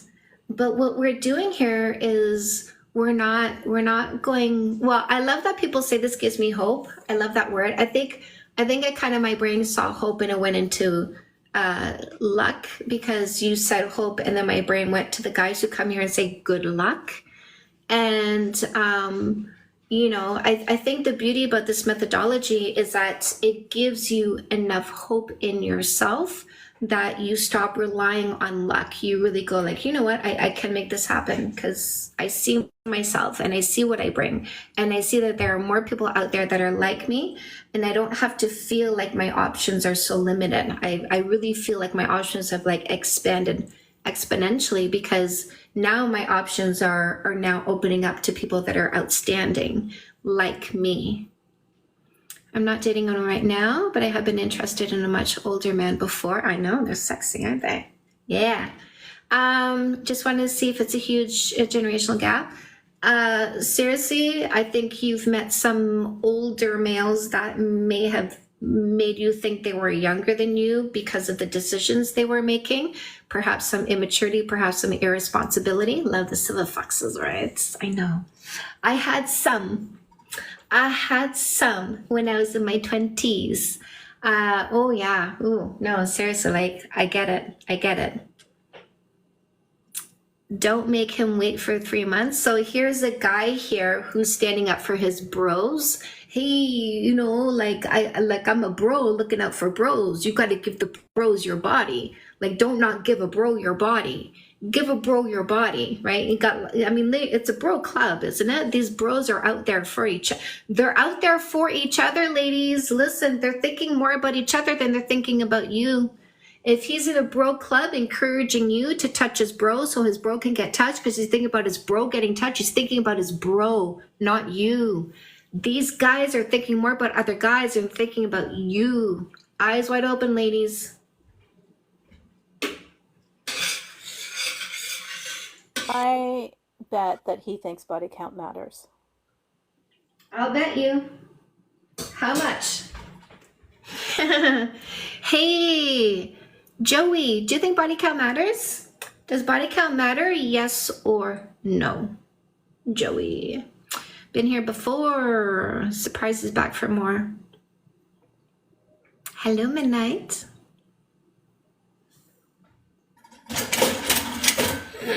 Again, another character trait that you out. Okay, this one at least is not a hypocrite, but he's still a bro thinking more about bros. But yeah, another character trait that you can out with not thinking body count matters is you will out hypocritical people. Body count definitely matters. No kissing for 3 months, it doesn't make any sense. Some of those people are like that. Joey, do you think that your sexual satisfaction is more important than my personal safety? Probably.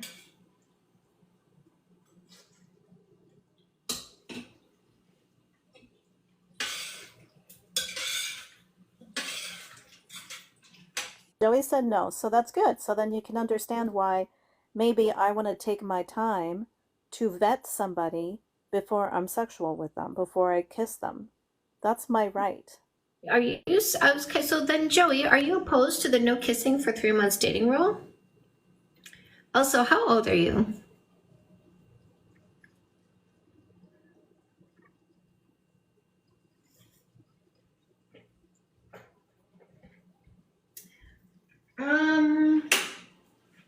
Lovelies. I need to book walkthrough and go have supper.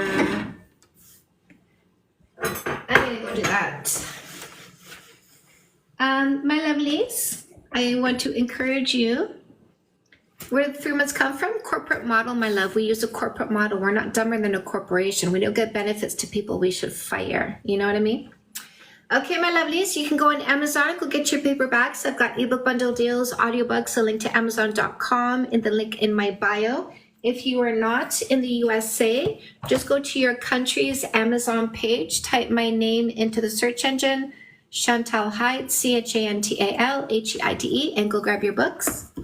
I have a book that catches you wherever you are in your journey. So Come Back Queen helps you heal your heart faster from a breakup. So instead of being stuck in pain after a breakup or a divorce, you're going to heal faster.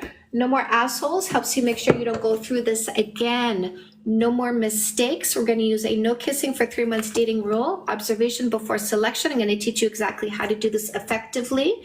This is the most efficient dating strategy you're going to use. You're going to weed out the losers very quickly, and it's going to help you find the winner much faster.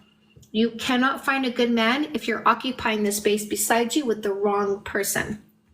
And No More Assholes is also an audiobook and is also in Spanish.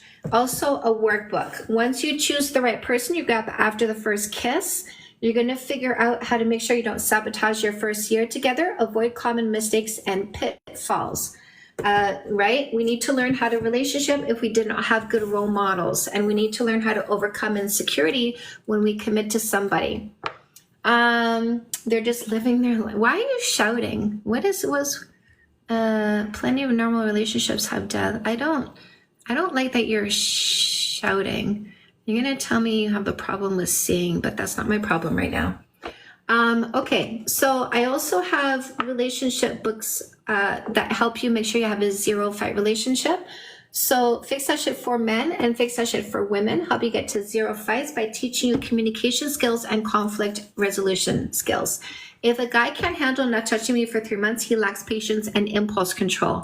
I don't want somebody who lacks patience and impulse control, so I'm going to get rid of the person who cannot respect me for 3 months. A dating book for men to help men heal faster from a breakup and select the right person for a long-term relationship is The Perfect Play. I have a free dating book in the link in my bio. Fake Love Need Not Apply, How to Avoid Posers, Losers, Scammers, and Predators. You guys can grab this in the link in my bio. Just click on my picture, go to my profile, click the link at the top, the link tree. There's a free book button. Go ahead and grab your free book.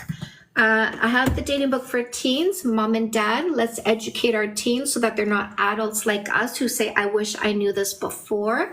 Let's not leave them in the dark. Let's catch them up with the science as we know it now. Let's help them understand that they are biological bodies designed to procreate that do not always have drives and impulses that are logical. We're going to teach them how to use their logical mind. Purity culture doesn't work. It leads to higher rates of STIs and unwanted pregnancies. Knowledge is power. So let's give them the information they need to make better decisions for themselves.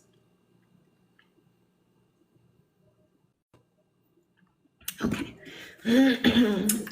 Say yes to good. Listen, if that guy was 16, I don't want him on my page. Say Yes to Goodness is your general life coaching book. This is how to enhance your happiness. in 10 key areas of your life. So dating is one of them, but there are 9 others. So how will you increase your happiness in 10 areas of your life that affect you mentally and emotionally? And Custom Made is career coaching, how to identify and monetize your purpose, passion, and talent. So grab Custom Made if you want to start a side hustle or if you want to figure out where you should go career-wise. Your educational system distracts you from your strengths by giving you a report card. So you don't need to think about what you are good at, but you need to focus on what you are not good at. So let's bring our focus back to our talents, and let's perhaps look at monetizing our talents, because you deserve to be paid doing what you love. Messed up to be in the 3 months with somebody but hooking up with other guys on the side. That's not the methodology that I teach. My methodology is to teach you to be self-aware and understand who you are and where you are. So you need to ask yourself, am I still exploring? Am I still trying things? Am I still curious? Do I still have curiosities to satisfy? Do I still want to try different body types? Have I tried all the kinks I want to try? So still have your fun until you satisfy your curiosity. When you understand yourself and who you are and what you want, and you want to go pick the person that is a good fit and a good match for you, then you use the no kissing for 3 months dating rule and you go find the right person. But if you still just want to play, you're not ready to settle down for a long-term relationship, then stay in play mode. But my methodology doesn't have you bouncing back and forth, because that confuses the process.